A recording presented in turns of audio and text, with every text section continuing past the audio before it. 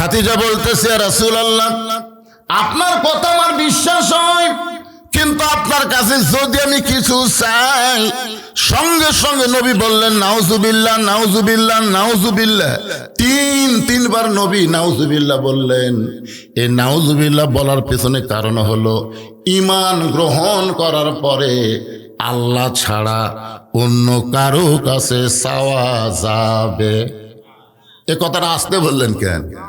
আল্লাহ ছাড়া অন্য কারো কাছে যদি চান, তাহলে আজকের রাতে আল্লাহ আপনাকে উপর রহমত বর্ষণ করবে না। আল্লাহ ছাড়া অন্য কারো কাছে যারা চায়, এরা কি মুমিন না মুশরিক? কথা কয় না। আপনাকে রানীনগর কি এরকম গ্রুপ আছে? আমার দয়াল বাবার দরবারেতে কেউ ফিরে না খালি হাতে। কি দয়াল বাবার গ্রুপ আছে? আছে আছে। আল্লাহর ধন নবীরে দিয়া এই যে সামনে পাড়া দিল ভাই, কে পিছনের লোকের আসে সামনে বসো, কি করবে এখন? হ্যাঁ, পিছনের গুলো সব সামনে আসো। সামনে বসার একটা মজাই আলাদা। সামনে কাতারের ফজিলত কম না বেশি? কিন্তু সবাই আসবার চায় না কেন? হ্যাঁ, এই সবাই কেন আসবার চায় না সামনে কাতারে? যদি সামনে কাতারে যায় আর সালাম ফিরানোর পরে মুসুলের সুন্নত নফল শুরু করে দেয়, আমার বার হওয়া খুবই কঠিন হবে ভাই। এই জন্য নামাজ যারা ফাঁকি দিবে, অবশ্য নামাজ পড়বে, তারা আসবে সবার শেষে, যাবে সবার আগে। ধরে কোন কথা ঠিক কি না? হ্যাঁ হ্যাঁ। কি বুঝলেন? আল্লাহর ধন নবীরে দিয়া, আল্লাহ আছে গায়েব হইয়া, নবীর ধন খাজা নিয়া, শুয়ে আছে আজমিরে, কেউ ফেরে না খালি হাতে, খাজা তোমার দরবারেতে। আজকে একজন বড় নেতা সিলেটের শাহজালাল দরবারে গেছে, আপনারা দেখছেন পেপার পত্রিকায়। এখনকার নেতারা যারা ভোটর দাঁড়াচ্ছে, এরা মসজিদে যাওয়ার টাইম পাচ্ছে না, এরা বাবার দরবারে বেশি যাচ্ছে। আমার কথা কি বুঝতে পারতেছে? বাবা বাবা এবার ভোটর দাঁড়াচ্ছি বাবা। আপনার বলেন তো, হাত তোলা লাগবে কার কাছে? আরে 11 সালে আমি প্রথম হজ করবার যাই আল্লাহ নবী রওজার পাশে, বুঝলেন, আমি 2 হাত তুলে কেবল দোয়া পড়বার শুরু করছি, ইতিমধ্যে 2 পুলিশ দৌড়ে আসে, আমার 2 হাতের উপর লাঠি দিয়ে একটা ঠাসি দিয়ে বলতেছে, মান্নো মান্নো কুল্লু হারাম, মান্নো। মানে আমাকে বলতেছে যে আল্লাহ ছাড়া নবীর রওজার পাশেও হাত তোলা হারাম। একমাত্র হাত তুলতে পারবো কার কাছে? তাহলে বাবার দরবারে যায় হাত তুলতেছে, এর কি ঈমান ঠিক আছে? এই জন্যে 2 শ্রেণীর মানুষকে আল্লাহ তাআলা আজকে মাফ করবে না। একটা হলো মুশরিক, আর একটা হলো হিংসুক। আজকে সারা রাত ইবাদত করবি, কিন্তু জমির আল ঠেলবি। এরকম কিছু লোক আছেন নাই? সারা রাত ইবাদত করবি, পরের গীবত করবি, দেখপারই পারে না। দুনিয়াতে ওর চাইতে ভালো মানুষ কেউ নাই, সব লোক খারাপ। আল্লাহ কই সারা রাত ওপর হয়ে থাকলো, তোর একটা দোয়াও কবুল হবি না। এই 2টা জিনিস অন্তর থেকে বাইর করে দাও। একটা হলো মুশরিক, একটা হলো মুশাহিদ, একটা হলো শিরক, আর একটা হলো হিংসা বিদ্বেষ। এই 2টা জিনিস যদি অন্তর থেকে বের করে দিবার পারেন, আজকে রাতের সমস্ত রহমত বরকত আল্লাহ আপনার জন্য কবুল করবে। ধরে কারণ সুবহানাল্লাহ।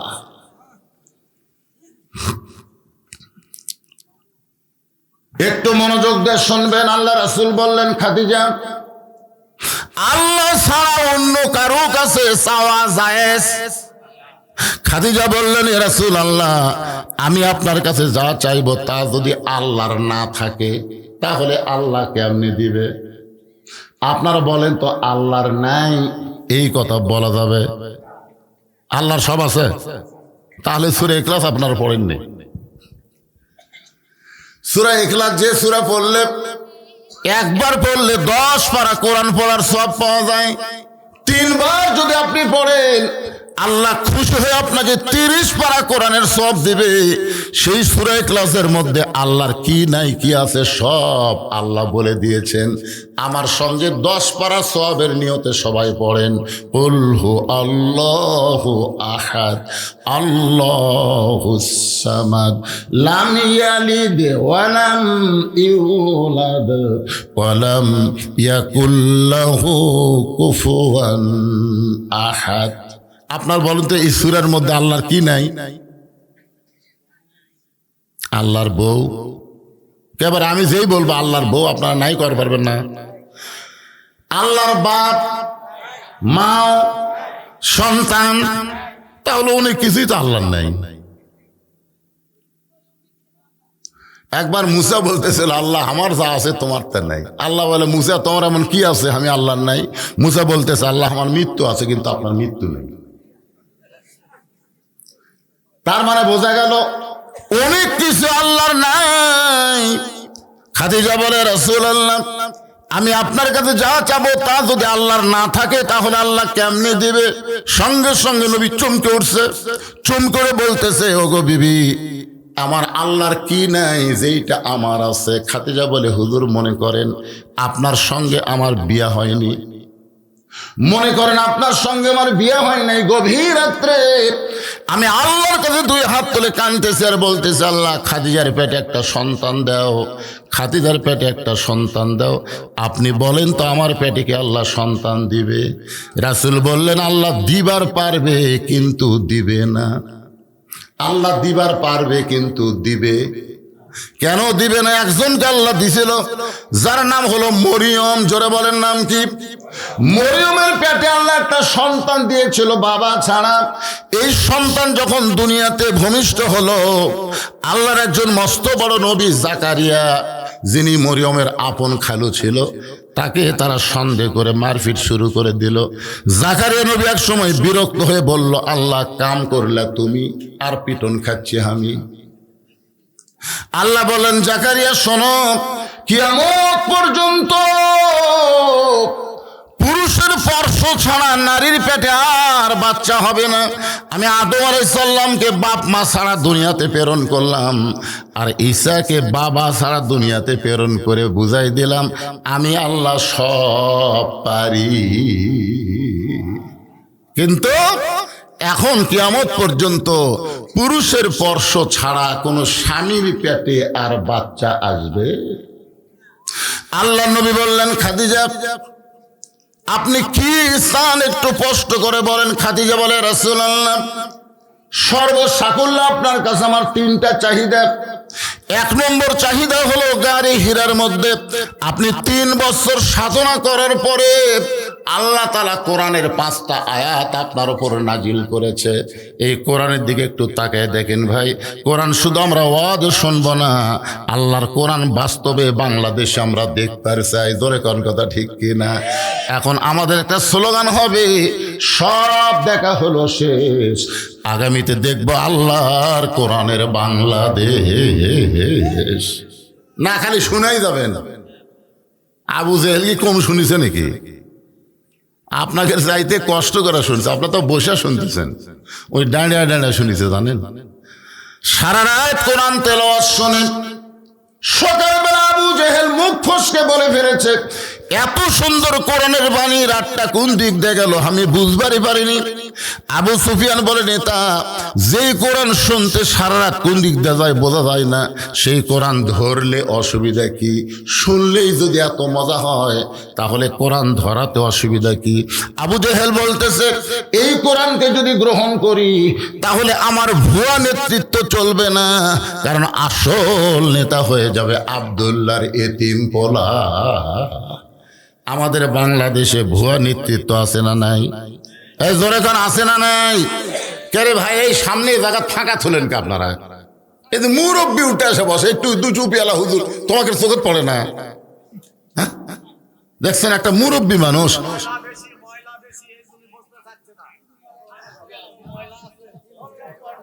আল্লাহ আজকে তোমার কোরআনের মাহফিলে এসে যেই কাপড়ে ময়লা লাগবে ওই কাপড়ওয়ালার জন্য তুমি জাহান্নামের আগুন হারাম করে দাও। জোরে করে আমিন, জোরে করে আমিন। কারণ এটা বেহেশতের বাগান। ময়লাই যদি লাগে কি হয়েছে?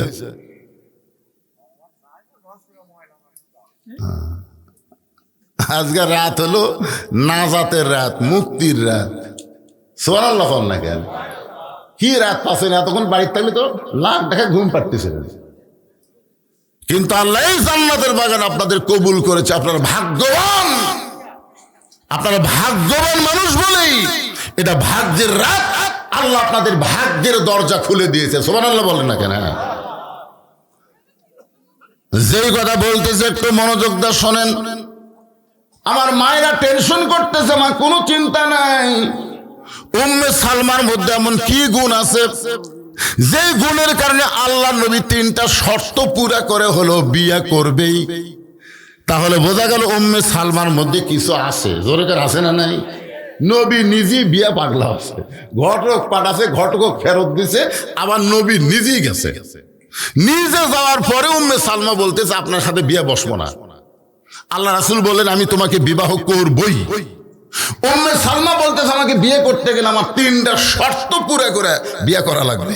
রাসূল বললেন দরকার হলে তোমার 3টা শর্ত পুরা করে হলেও আমি তোমাকে বিবাহ করিব। তার মানে বোঝা গেল কিছু আছে। জোরে করে আছে না নাই? আমার মায়েরা যারা পর্দার অন্তরে বসে আছেন, আপনারা যাত্রাপুরের মেয়েরা কি করেন জানি না, তবে রানীনগরে অনেক মাহফিলে গিয়ে আমি শুনতে পাইলাম মেয়েরা নাকি মাথার চুল বেচা খায়। আপনাকে রানীনগরে এক মাহফিল আমি শুনছি যে হুজুরে এই রানীনগরের মেয়েরা মাথার চুল বেচে। হুজুর 1 কেজি চুলের দাম নাকি 10,000 টাকা। কথা সত্যি? আপনাকে এই গ্রামের মেয়েরা বেচা খায়?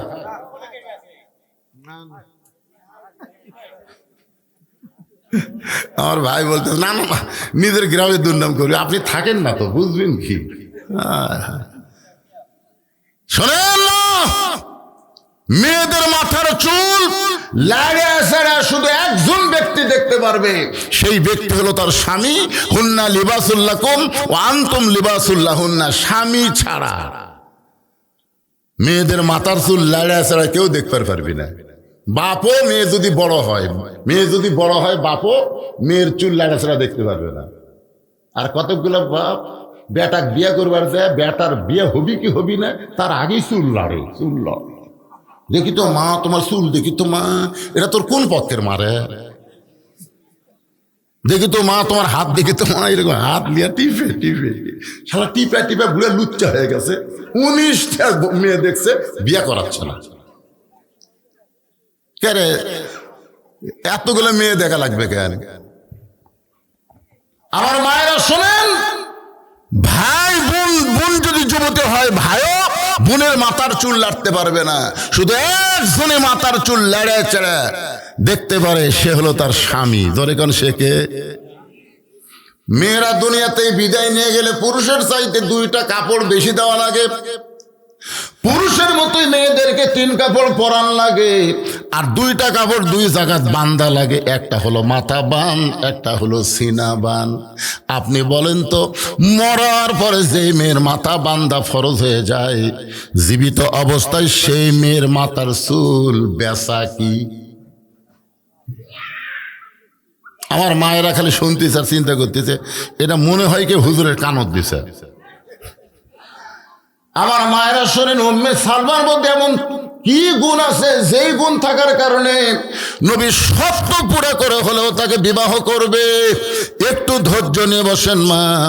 খাদিজা বলতেছে ইয়া রাসূলুল্লাহ, আপনার কাছে আমার 1 নম্বর চাহিদা হলো ওই গারে হীরার মধ্যে আপনি 3 বছর সাধনা করেছেন। সাধনা করার পরে ফেরেশতা জিবরাইল আল্লাহর কোরআনের 5টা আয়াত নিয়ে আপনার কাছে আসলো। আপনি যখন কোরআন তেলাওয়াত করতে পারতেছিলেন না, ফেরেশতা জিবরাইল আপনাকে বুকের মধ্যে, এরপরে 5টা আয়াত নাজিল হলো। আপনি ওই যে গারে হীরা থেকে চলে আসলেন, আর কোনোদিন আপনি গারে হীরায় কোনোদিন গেলেন না।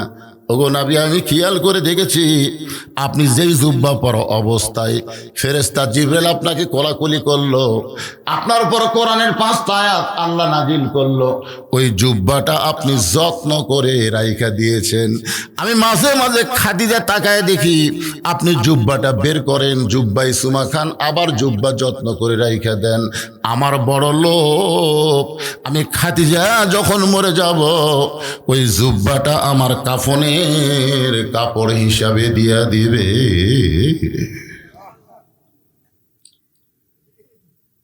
যেই মানুষটা জান্নাতের 1 নম্বর, আল্লাহ নবী বলেছেন পুরুষের 1 নম্বর জান্নাতি হলো আবু বকর, আর নারীদের মধ্যে 1 নম্বর জান্নাতি হলো খাদিজাতুল কুবরা। সেই মানুষটা অন্ধকার কবরকে কেমন স্মরণ করে।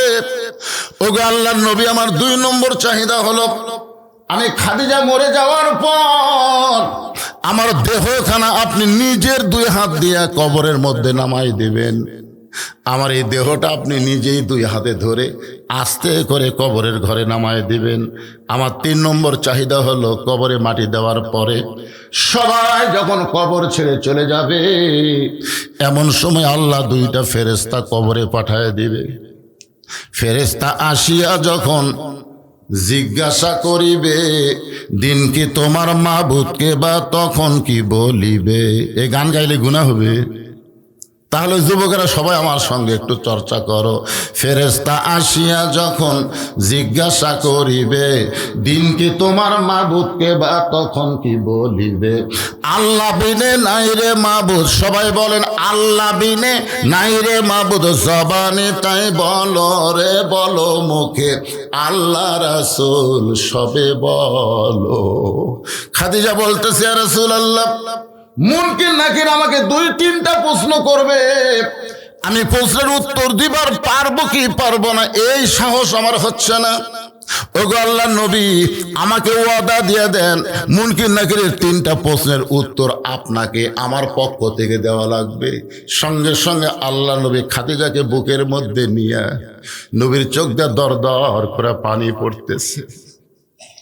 কারণ দুনিয়াতে যখন খাদিজার সঙ্গে নবীর বিয়ে হয়, খাদিজার সঙ্গে যখন নবীর বিয়ে হয়, তখন খাদিজার হাত নবীর হাতে কেউ তুলে দেয় নাই, বরং নবীর চাচা আবু তালেব এসে আল্লাহ নবীর 2টা হাত খাদিজার হাতে তুলে দিয়ে বললেন, মা শিশুকালে মইরা গেছে মা, গর্ভে থাকতে মরছে পিতা, নবী চোখে দেখলেন না, কে করিবে লালন পালন, কে দিবে সান্ত্বনা,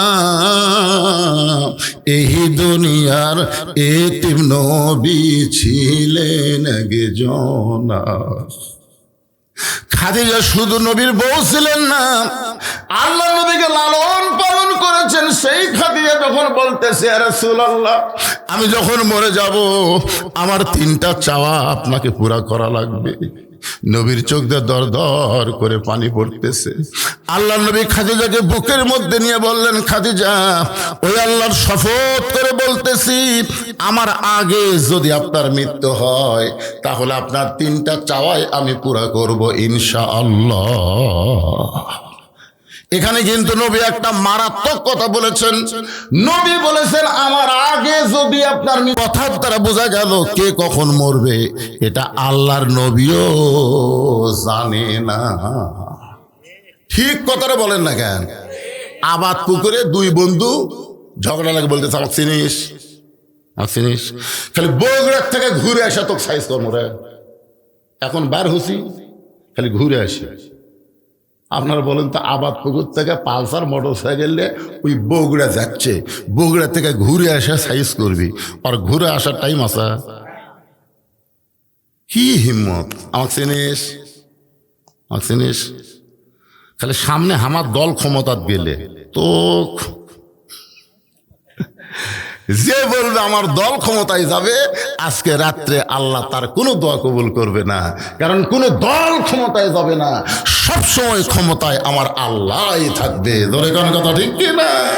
কারণ ক্ষমতার মধ্যে অন্য কাউকে ঢুকান যাবি কথা কন না। ভাই মুশরিক মানে কি? সমস্ত ক্ষমতার মালিককে।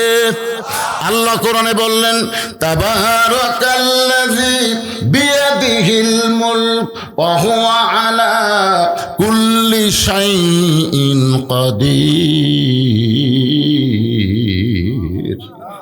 আমার 5 মিনিট চাষটলে গল্প করতেছে, আওয়ামী লীগ ক্ষমতা ছিল, আগামীতে বিএনপি ক্ষমতা আসতেছে। 5 মিনিট চাষটলে গল্প করতেছে। 3-4 বার এটা শোনার পর আমি বললাম, নাউজুবিল্লাহ নাউজুবিল্লাহ নাউজুবিল্লাহ। একজন দৌড়ে এসে আমার হাত ধরে কয়, হুজুর নাউজুবিল্লাহ কেন? আমি বললাম, তোরা শিরক করলি রে। বলে, শিরক কিভাবে হলো? আওয়ামী লীগ ক্ষমতা ছিল না? না। বিএনপি ক্ষমতা আসবি না? না। আমার 3-4 জন রাগ করে, তাহলে কোন দল আসবি? আমি বললাম, কোনো দলই আসবি না। হুজুর কোনো দলই আসবি না। আর পাগলা, ক্ষমতার মালিক হচ্ছে আল্লাহ রে। আল্লাহ কাউকে ক্ষমতা দেয়, কিন্তু পুরাপুরি দেয় না। যার প্রমাণ হলো হাসিনা। জোরে কোন কথা ঠিক? কিভাবে আল্লাহ ধাবড়ালো দেখছেন? এই জন্যে যদি আজকে এই লাইলাতুল বরাতে আমরা দোয়া কবুল করতে চাই, তাহলে কোন দল ক্ষমতায় আসবে না। সব সময় যিনি ক্ষমতায় আছে তিনি কে? আরো জোরে জোরসে বলুন। তাহলে হুমকি দিবেন, তাহলে আমার দল ক্ষমতার যাক, তোর দোকান তুলে দেব। এই হুমকি দেওয়া মাত্রই ওই মুশরিক। একটু মনোযোগ দিয়ে শুনবেন। এখানে যারা আছে, এখান থেকে বাড়ি যাওয়ার পর্যন্ত কোনো গ্যারান্টি নাই। এতটুকু বিশ্বাস আমরা করতে পারতেছি না, তাহলে অহংকারিকতা কোনোদিন জবান দিয়ে বের হওয়ার পারে? আল্লাহ নবী বলেন, খাদিজা, আমার আগে যদি আপনার মৃত্যু হয়, আপনার 3টা চাওয়াই আমি পুরা করব। মা খাদিজা দুনিয়া থেকে বিদায় নিলেন। যখন বিদায় নিল, আল্লাহ নবী খাদিজার লাশের কাছে বসে ছোট বাচ্চার মতন কাঁদলেন। এতই কান্দা নবী কাঁদতেছেন। নবী নিষেধ করেছেন, কেউ মারা গেলে কান্দা চলবে না। কিন্তু নবী আর নবী নাই। নবী একজন এতিম, নবী একজন স্বামী হয়ে বিবির লাশের কাছে কাঁদতেছে। নবী তাকায় দেখে বাহিরে খাদিজার পেট থেকে 4টা মেয়ে হয়েছে। সেই 4টা মেয়েও কাঁদতেছে। 3টা মেয়ের কান্নার শব্দ শোনা যায়। বড় মেয়ের নাম হলো জয়নাব, মেজো মেয়ের নাম হলো রোকেয়া, আর 3টো মেয়ের নাম হলো কুলসুমা, আর 4র্থ মেয়ের নাম হলো খাতুনে জান্নাত ফাতেমা। রাসূল চোখের পানি মুছে দেখে 3টা মেয়ে কাঁদতেছে জোরে জোরে, কিন্তু ফাতেমা কাঁদতেছে, চোখ দিয়ে পানি পড়তেছে, গাল বয়ে বয়ে, এমনকি থুতুনি পর্যন্ত ভিজে মাটির পানি পড়তেছে, কিন্তু কান্নার কোনো শব্দ শোনা যায় না। আল্লাহ রাসূল 3টা মেয়ের মধ্যে ফাতেমাকে ঘরে ডাকলেন, ফাতেমা, তোমার মা দুনিয়া থেকে বিদায় হয়ে গেছে, তুমি একটু আমার কাছে আসো তো মা। ফাতেমা যেই মাত্র নবীর কাছে গেল, আল্লাহ নবী ফাতেমাকে বলতে, ফাতেমা রে, তোমার মা দুনিয়া থেকে বিদায় নেওয়ার আগে আমাকে 2টা ওসিয়ত করেছে, ওসিয়ত পালন করা হলো ওয়াজিব। ফাতেমা বললেন, বাবা কি ওসিয়ত করেছে? আল্লাহ নবী বললেন, 1 নম্বর ওসিয়ত হলো তোমার মাকে তুমি একা একাই গোসল করান লাগবে, অন্য কেউ সঙ্গে রাখা যাবে না। ফাতেমা বলতেছেন, বাবা আমার আরো 3টা বোন আছে, ওদেরকে যদি সঙ্গে না নেই ওরা মন খারাপ করবে। আল্লাহ রাসূল বললেন, কে কি মন খারাপ করলো ওইটা কোনো ব্যাপার না, কারণ ওসিয়ত পালন করা হলো ওয়াজিব। 2 নম্বর ওসিয়ত হলো তোমার মাকে তুমি একা একাই কাফনের কাপড় পরায় দিবে, অন্য কাউকে সঙ্গে নেওয়া যাবে না। ফাতেমা বললেন, বাবা আমার মাকে কাফনের কাপড় পরার সময় আমার 3টা বোনকে কি সঙ্গে নেওয়া যাবে না? রাসূল বললেন, তোমার মা ওসিয়ত করেছে তুমি শুধু একা একাই গোসল করাবা, একা একাই কাফনের কাপড় পরাবা। এখান থেকে বোঝা গেল ওসিয়ত করা জায়েজ আছে না নাই? এ জোরে কেন আছে না নাই? আপনি ওসিয়ত করবেন মরার আগে, ওসিয়ত করবেন আমি মরে গেলে কোনো বেনামাজি যেন আমার কবর খুঁড়তে না পারে। এইরকম ওসিয়ত করবেন। দরকার হলে 5 জন নামাজিকে আপনি হাদিয়া দিয়ে দিয়ে বলবেন, ভাই আমি যদি মরে যাই যতই কষ্ট হোক তোমরা আমার কবরটা খোঁড়ো। কারণ বেনামাজি কবর খুঁড়লে ওইটা কবর থাকে না, ওই কবরটা যেন জাহান্নাম হয়ে যায়। কারণ বেনামাজি মুসলমান না। জোরে কারণ বেনামাজি কি নয়? এ কথা বল না, কিন্তু বাপের কথা বলতেছি। বেনামাজি কি নয়? মুসলমান নয়। আমাদের এলাকায় দেখেছি কেউ মরে গেলে ওরাই 5 জন, গোটা এলাকার মধ্যে যত কবর খুঁড়বে ওরা 5 জন চুক্তি নিছে। কেউ মরে গেলে এসে কয় আমার বাপ মরছে, কয় আগে 5 প্যাকেট সিগারেট দে। 5 জনক 5 প্যাকেট সিগারেট দিছে। ওরা কোদাল টোদাল জ্বালিয়ে গোরস্থান গেছে, সিগারেট ধরে যায় যাই কবর দাগ দিয়ে দিচ্ছে, ওর মুখত একটা সিগারেট। যাই কবরে কোদাল মারতেছে, ওর মুখত একটা। যাই কবর সমান করতেছে ওই একটা। যাই মাটি টানে তুলতেছে, ওর মুখতে একটা। যাই বসে থাকা গোয়েন্দারি করতেছে, এই কবর দেখা হচ্ছে ওই একটা। তা আপনারা বলেন 5টা সিগারেট যদি একটা গোরস্থানে একসাথে টানে, ওই জায়গার কোনো ফেরেশতা থাকবে? কথা ঘনা পারে ফেরেশতারা কি দুর্গন্ধ সহ্য করা পারে?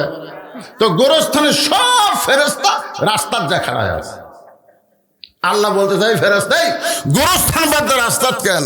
আল্লাহ যে হারে ভিড় টানতেছে, এই দুর্গন্ধ তো আমরা থাকতে পারতেছি না। এখন চিন্তা করেন 5 প্যাকেট সিগারেট খাতে খাতে কবর খোঁড়া শেষ। কবর খোঁড়া শেষ আছে, কিন্তু কবর এলাকার থেকে বিড়ির গন্ধ কি শেষ? কারণ যে লোক বিড়ি খায় তার কাপড়ও গন্ধায়। যে লোক বিড়ি খায় ওই যে ঘরত থাকে ও ঘরও গন্ধ। যে লোক বিড়ি খায় ওর বালুসও গন্ধ, খেতা গন্ধ, কম্বল গন্ধ। আর এখন 5 প্যাকেট সিগারেট খেয়ে কবর খড়িছে, ওই মাটির মধ্যে সিগারেটের পাশা পড়ে আছে, ওই কাঁচা মাটির মধ্যে ধোঁয়া ছেড়ে দিছে, তখন ওই মাটির কাঁচা মাটির মধ্যে গন্ধ আটকে লিছে। এখন কবরে মাটি দিয়ে সবাই যখন চলে গেছে, মুনকির নাকি তো এখন ঢুক পেরছে কেরে বিড়ি বিড়ি গন্ধ। এখন আল্লাহর হুকুম ঢোকা লাগবি। আল্লাহর হুকুম কি ঢোকা লাগবি? ওরা 2 জন নাক ধরে ঢুকিছে, নাক ধরে ঢুকে ওর চুল ধরে টানে তুল। তখন বলতেছে, ভাই আপনারা কারা? ভাই আমরা মুনকির। তুই মুনকির নাকি প্রশ্ন বাদ ঢাকটা শয়তান, কোন বিয়ে খোর তোর কবর খুললো? দুনিয়ার একটা বাড়ি, যেই বাড়িতে থাকতে পারবি না, সেই বাড়ি যদি ভালো মিস্ত্রি দিয়ে তৈরি করে নেস, 2তলা 3তলা বাড়ি ভালো মিস্ত্রি না করলে বাড়ি ফাটন ধরবে। দুনিয়ার বাড়ি থাকা যাবে না, সেই বাড়ির জন্য ভালো মিস্ত্রি খুঁজিস। আর যেই কবরে 50,000 বছর থাকা লাগবে, সেই কবরের বাড়ি বানানোর জন্য তোর ভালো মিস্ত্রি জগৎ পড়েনি কি? এই জন্যে মরে গেলে যাই তাই যেন গোসল না করায়। কোন ব্যক্তি যখন মারা যাবে, মসজিদের মুয়াজ্জিনকে আপনারা 3,000 টাকা হাদিয়া দিবেন, 5,000 টাকা হাদিয়া দিবেন। হাদিয়া দিয়ে আপনার বাপকে, আপনার দাদাকে গোসল করায় নেবেন, বা আপনিও মরার আগে মুয়াজ্জিন সাহেবকে হাদিয়া দিয়ে বলবেন, কারণ আপনাদের গ্রামে যত মানুষ আছে, সমস্ত মানুষের চাইতে উত্তম মানুষ হলো মসজিদের মুয়াজ্জিন। ঠিক করলেও ঠিক, না করলেও ঠিক। মুয়াজ্জিন থেকে পছন্দ হচ্ছে না। আল্লাহ রাসূল বেলালকে কাছে ডাকতে বললেন, বেলাল, আমি যখন লাইলাতুল মিরাজে জান্নাতের মধ্যে ঢুকতেছিলাম, আমি জান্নাতে ঢোকার পরে আমার বাম সাইডে খড়ম পা দিয়ে কে যেন জোরে জোরে হেঁটে যায়। আমি নবী চমকে গিয়ে বললাম, জিবরাইল, যেই জান্নাত এখন পর্যন্ত কেউ দেখে নাই, আমি নবী জান্নাতের মধ্যে ঢুকলাম, কিন্তু আমার বাম সাইড দিয়ে কে হেঁটে হেঁটে যায়? জিবরাইল বলে, নবী গো, আপনি হলেন ইমাম, আর ওইটা হলো মুয়াজ্জিন। আল্লাহ রাসূল মেরাজ করে ফিরে আসার পরে বেলালকে বললেন, বেলাল, ও বেলাল, আমি তোমাকে জান্নাতের মধ্যে দেখলাম, তুমি আছো মক্কায়, এখান থেকে জান্নাতে কেমনে গেলে? বেলাল বলে, রাসূলুল্লাহ, আমার একটা আমল হলো, ওযু যাওয়ার সঙ্গে সঙ্গে ওযু করি, অপবিত্র অবস্থায় একটা মুহূর্ত আমি থাকতে পারি না। রাসূল বলে, বেলাল রে, এই আমলের কারণে আল্লাহ তোমাকে ওরা ফায়নালাকা যিকরাক এত সম্মান দিয়েছে। যখন 5 ওয়াক্ত নামাজ কায়েম হয়ে গেল, বেলালকে আল্লাহর পক্ষ থেকে যখন মুয়াজ্জিন করা হলো, একদিন মদিনায় 1000 হাজার হাজার সাহাবীদের মধ্যে আল্লাহ নবী বেলালকে কাছে ডাক দিয়ে বললেন, বেলাল দেখি তুমি আমার একটু কাছে দাঁড়াও। হযরত বেলাল যখন নবীর কাছে দাঁড়াইলো, নবী বলেন, বেলাল রে, আমার চাইতে তোমাকে খাটো দেখা যায়। বেলাল বলে, হুজুর আপনি হলেন ইমাম, আমি হলাম মুয়াজ্জিন, আপনার চাইতে তো আমি খাটো হব। রাসূল বলে, বেলাল এই দুনিয়াতে তুমি ইমামের চাইতে খাটো হলে কি হবে? হাসরের ময়দানে আল্লাহ তাআলা ইমামের চাইতে মুয়াজ্জিনের মাথা উঁচু করে দিবে। শুধু মাথা উঁচু করবে না, আল্লাহ কুদরতি হাত দিয়ে মুয়াজ্জিনের মাথায় একটা নূরের টুপি পরায়া দিবে। তাহলে আপনি মারা গেলে আপনার লাশটা মুয়াজ্জিন গোসল করে দিবে।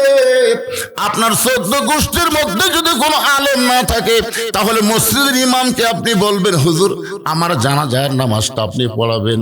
যার পাশে আপনারা 5 ওয়াক্ত নামাজ পড়েন, সে যদি জানাজার নামাজ পড়ায় অসুবিধা আছে? কারণ 5 ওয়াক্ত নামাজ হলো ফরজে আইন, আর জানাজা হলো ফরজে কিফায়া। মসজিদের ইমামকে দিয়া আপনারা জানাজা করে নেবেন, মুয়াজ্জিনকে দিয়ে গোসল করাই নেবেন। আর যারা 5 ওয়াক্ত নামাজ পড়ে তাদের দ্বারা আপনারা কবর খোলা নেবেন। কোনো বিড়িওয়ালা বেনামাজি যেন চান্স, সবাই বলতেছে না, খালি মরিয়া দেখেন। বিড়িওয়ালারা কবর খুললে কি হবি, খালি মরিয়া দেখেন, না মরলে তো দেখতে পাবেন না। আমি আজকে লাইলাতুল বরাতে আপনাদেরকে সতর্ক করার জন্য বলে দিলাম। আল্লাহ রাসূল বলেন, ফাতেমা তোমার মা ওসিয়ত করেছে, এখন তোমার মাকে তুমি গোসল করাবার যাও। নবীর কলিজার টুকরা ফাতেমা যাওয়ার সময় বলে, বাবা আমার মা আমার মধ্যে এমন কি দেখলো বাবা, যেটা দেখার পরে অন্য 3টা মেয়েকে ওসিয়ত না করে আমার ব্যাপারে ওসিয়ত করলো। আল্লাহ রাসূল বলে, ফাতেমা তাহলে তুমি যদি শুনতে চাও শোনো। একদিন গভীর রাত্রে আমি তাকায় দেখি তোমার মা খিলখিল করে হাসতেছে। আমি বললাম, খাদিজা আপনি কি পাগলি হয়ে গেলেন নাকি? আপনি এমন করে কেন হাসতেছেন? খাদিজা বলে, রাসূলুল্লাহ আমাদেরকে আল্লাহ একটা কন্যা সন্তান দিছে, আপনি কি তাকে চেনেন? আল্লাহর নবী বলেন, খাদিজা আমাদেরকে আল্লাহ 4টা কন্যা সন্তান দিছে। খাদিজা বলে, হুজুর অন্য 3টা মেয়ের কথা আমি বলতেছি না, আমাদেরকে আল্লাহ একটা মেয়ে সন্তান দিছে, আপনি কি তাকে চিনেন? রাসূল বলে, খাদিজা সেই মেয়েটার নাম কি? খাদিজা বললেন, হুজুর আমার কলিজার টুকরা ফাতেমা। আল্লাহ রাসূল বলেন, খাদিজা জয়নব তোমার পেট থেকে হয়েছে, রোকেয়া তোমার পেট থেকে হয়েছে, কুলসুমা তোমার পেট থেকে হয়েছে, ফাতেমাও তোমার পেট থেকে হয়েছে। অন্য 3টা মেয়ের কথা না বলে তুমি ফাতেমার কথা কেন এমন করে বলতেছো? খাদিজা বলে, নবী গো আপনি হলেন বাবা, আপনি কিছুই বুঝবেন না। কোন সন্তান কেমন এইটা বাবা বলতে পারে না, এটা জানি তার মা। জোরে কান না সুবহানাল্লাহ। বাবা কেন বুঝতে পারে না? কারণ বাবা আনন্দে মাতিয়া, সাগরে ভাসাইয়া, আনন্দে মাতিয়া, বুঝতে পারতেছেন গানটা? বুঝতে পারতেছেন? বাবা আনন্দে মাতিয়া, এটার নাম হলো সাগরে ভাসাইয়া, সেই যে চইলা যায় খবর লয় না। মাজন ধরিয়া উদরে কতই কষ্ট করে, মাজন ধরিয়া উদরে কতই যতন করে, 10 মাস পরে পায় প্রসবের বেদনা। এমন দরদি ভবে কেউ হবে না আমার মা গো। এই যে সামনে রমজান মাস আসতেছে, আবাদ পুকুর কালো পর্দা দিয়ে ভিতরে কাম সারবি।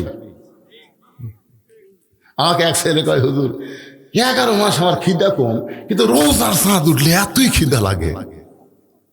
কোন তো হুজুর কারণ কি? আমি বললাম, তোর মা বেঁচে আছে, এটা আছে, তো মায়ের কাছে যা।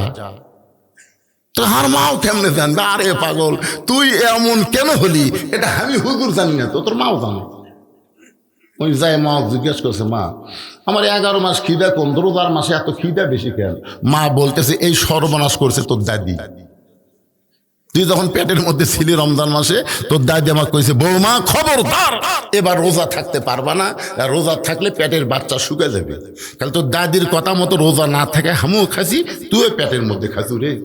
এই যে রোজার মাসে তোর পেটের মধ্যে খাওয়া শুরু হচ্ছে, তো বাইরে এসে তুই রোজা থাকতে পারবো? কি মনে করতেছেন?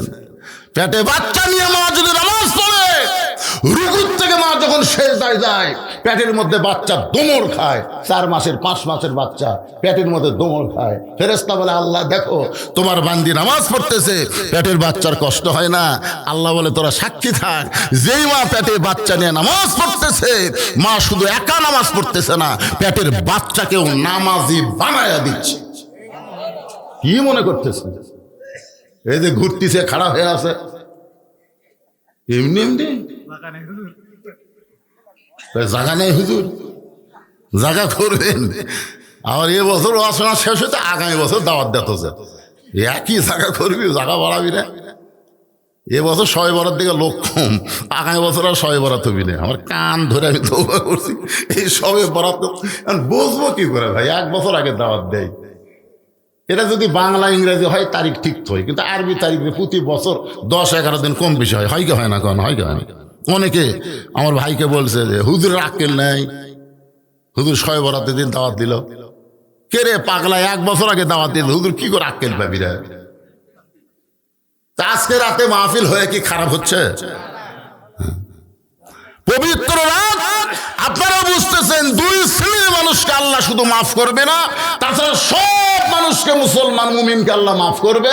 1 নম্বর হলো যারা মুশরিক, 2 নম্বর যারা হলো গীবতখোর, যারা হিংসাকারী। এই 2টা শ্রেণীর মানুষ ছাড়া সবাইকে আল্লাহ আজকে রাতে মাফ করে দিবে। ধরে কারো সুবহানাল্লাহ। আল্লাহর বান্দার একটু মনোযোগ দিয়ে শুনবেন।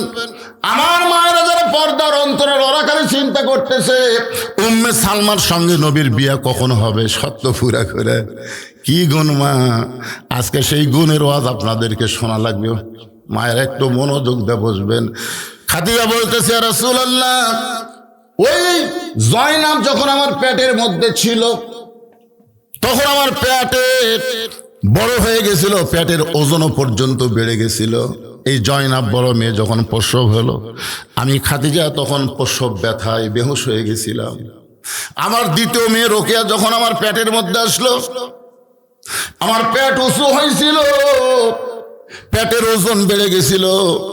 এই রোকেয়া যখন জন্ম নিল তখন আমার প্রসব ব্যথা এত বেশি হলো। কুলসুমা যখন আমার পেটের মধ্যে থাকলো, আমার পেটটা উঁচু হয়েছিল, পেটের ওজন পর্যন্ত বেড়ে গেল।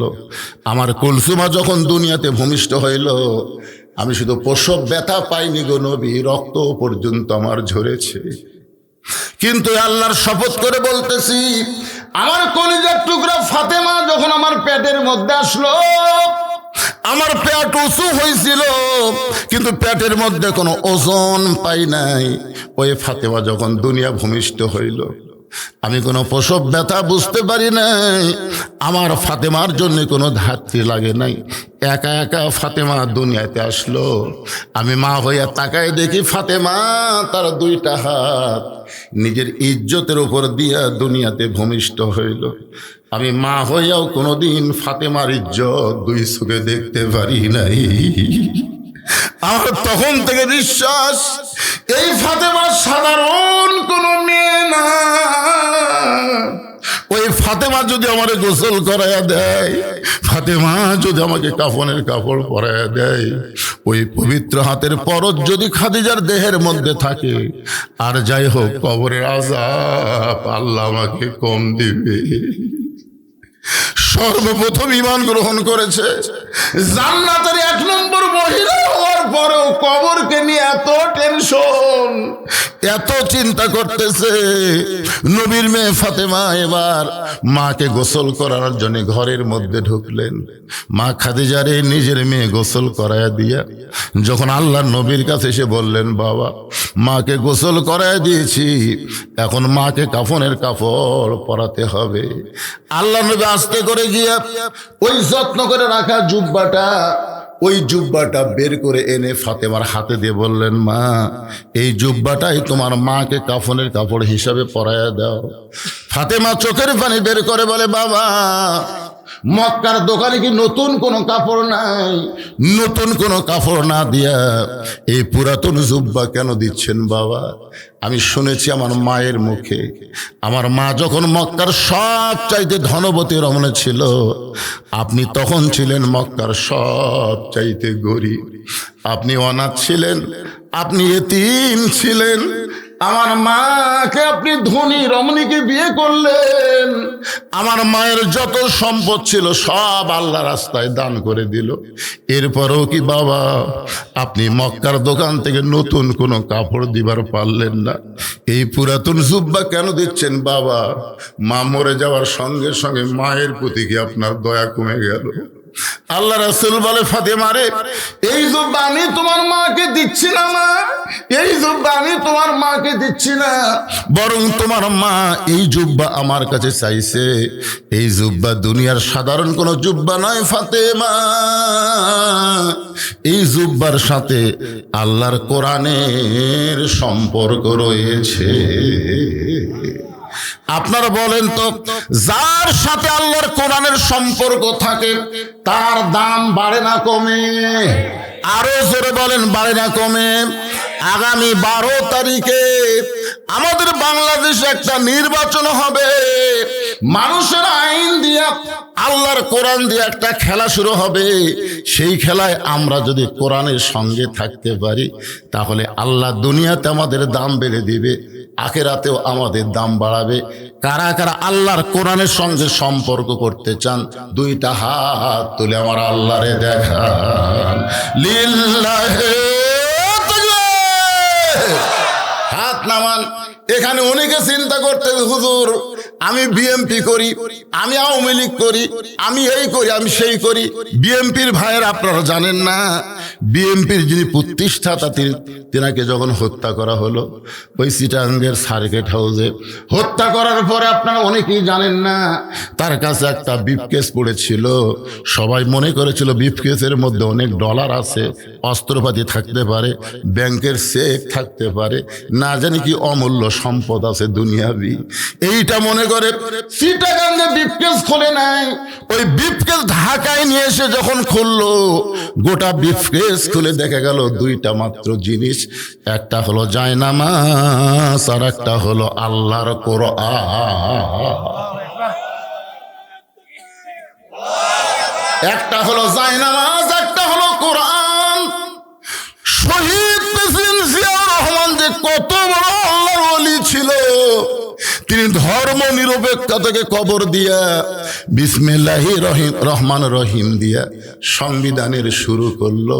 ইসলামী মূল্যবোধের সরকারকে গঠন করে সর্বদলীয় একটা দল সৃষ্টি করলো। জোরে কোন কথা বল না কেন ভাইজান? তার স্ত্রী বেগম দিয়ে গোটা পৃথিবীর ভিতরে এখন পর্যন্ত যত জানাজা হয়েছে, বেগম জিয়ার মতন মানুষ কারো জানাজাত হয় নাই, শহীদ জিয়ারও হয়েছে। তখন মিডিয়া ছিল না, মানুষ এত প্রচার পায় নাই, কিন্তু বেগম জিয়ার জানাজায় এত মানুষ হলো, আলেম ওলামা হলো। অনেকে হিসাব করে বলেছে 2 থেকে 2.5 লক্ষ আলেম পর্যন্ত তার জানাজায় সামিল হয়েছিল। এটা কেন হয়েছে ভাই? কারণ যতদিন তিনি ছিলেন ক্ষমতার চেয়ারে, আল্লাহ দিছিল কোন আলেমদের হাতে কোনোদিন তিনি হাত করা পড়ান নাই, তিনি আলেমদের সম্মান করেছেন। তাই বলবো বিএনপি করো আর যেই দলই করো, আমরা কোরআনের মাহফিলে এসেছি এই কোরআন শুধু ওয়াজ শোনার জন্য না, বাস্তবে আল্লাহর কোরআনকে আমরা গ্রহণ করতে চাই। জোরে বলেন কথা ঠিক কি না? কোরআনের সঙ্গে সম্পর্ক রাখলে তার দাম বাড়ে না কমে? একই গাছের কাঠ দিয়া 3টা জিনিস বানাইছে, একই গাছের কাঠ দিয়া 3টা জিনিস বানাইছে। একটা হলো সোফা, একটা হলো খাট, আর একটা হলো রেহাল। একই গাছের কাঠ দিয়া 3টা জিনিস বানালো, একটা সোফা, একটা খাট, একটা রেহাল। আপনারা বলেন তো, খাটের সাথে মানুষের সম্পর্ক, খাটের দাম বাড়বে না? সোফার সাথে মানুষের সম্পর্ক, সোফারও দাম বাড়বে না। কিন্তু রেহালের সাথে আল্লাহর কোরআনের সম্পর্ক, যার কারণে রেহালের দাম আল্লাহ বাড়াইয়া দিল। এরকম তাকের উপরে কোরআন শরীফ আছে রেহালে, বুঝছেন? কাঠের রেহালের উপর কি আছে? কিন্তু কোরআন শরীফ লিবার যে হঠাৎ ভুল বসে তো রেহাল পায়ের কাছে পড়ছে, ইচ্ছা করে ফালাইনি, ভুল বসত পড়ছে, ওই রেহালক তুলে 3বার চুমা খাচ্ছে। রেহাল বলতেছে, কে রে খাট, এ সোপা, একই গাছের মধ্যেই তো আমরা 3 জন। আমি পায়ের কাছে পড়ে গেছি, আমাক তুলে 3বার চুমা খেলো, তোর কে 2 জনের খবর কি? খাট বলতেছে ভাই আমাকে লাত্তানার জন্যই বানাচ্ছে রে, সোফা বলতেছে আমার লাত্তি খাওয়ার জন্য। তাহলে কি বুঝলেন? মানুষের সাথে সম্পর্ক রাখা যাবে না, মানুষের আইন মানা যাবে না, মানুষের সংবিধান গ্রহণ করা যাবে না, আল্লাহর কোরআনের সাথে সম্পর্ক রাখতে হবে। জোরে বলেন কথা ঠিক? মনে করেন না হুজুর একটা দলের ওয়াজ করতেছে, দলের কিরে আমরা মুসলমান, কথা কন না কেন? আপনাকে এই যাত্রাপুর মসজিদে এই গ্রামে বিএনপি থাকতে পারে, আওয়ামী লীগ থাকতে পারে, জাতীয় পার্টি থাকতে পারে, জামাত থাকতে পারে, তাবলীগ থাকতে পারে না? কিন্তু মুয়াজ্জিন আযান দিলে যারা নামাজ পড়ে তারা কি আলাদা আলাদা মসজিদ খোঁজে না একই মসজিদে যায়? আমি তো নিজের চোখে দেখছি আওয়ামী লীগ, বিএনপি, জাতীয় পার্টি সবাই কাঁধের সাথে কাঁধ মিলাই কাতার সোজা করতেছে। যদি ভুলবশত আওয়ামী লীগ 4 আঙ্গুল সামনে যায়, বিএনপি হাত ধরে টান দেয়। কি কাতার চিনিস না? আপনারা কোন তো কোনোদিন আওয়ামী লীগ রাগ করবে টান্ডুকেরা? এই জন্য মসজিদের মধ্যে গিয়ে সব দল ভাঙ্গা আমরা যদি এক কাতার হওয়ার পরে আল্লাহর কোরআনের মাহফিলে এসে আমরা সব দল ভাঙ্গা এক দল হবার পারবো না ভাইজান? আবার কি ব্যাকা হয়ে শুনতেছেন নাকি? এতগুলো মরদ মানুষ কথা কয় না, খালি মেয়ে মানুষ শুনবার চলে চিল্লা উঠলো। আমাকে এলাকায় 2 দল মানুষ খুবই আস্তে কথা কয়। এক দল হলো মেয়ে মানুষ, জোরে কথা কইলে পর্দার খেলাপ হয়। আর এক দল হলো চোর, এই চোরেরা জোরে কথা কয় না, ধরা পড়ার ভয়। তা আমার সামনে কি মেয়ে মানুষ আছে? আমার সামনে কি চোর বসে আছে? তাহলে আস্তে কন কেন? এবার একটা স্লোগান দেওয়া লাগবে, দেখি আপনারা কি রকম সাজে আছেন। গলা খাকারে দেন।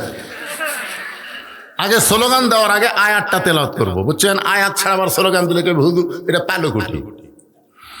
আয়াতটা হলো অনুনাজ্জিলু মিনাল কুরআনি মা হুয়া শিফাউ ওয়া রাহমাতুল লিল মুমিনিন।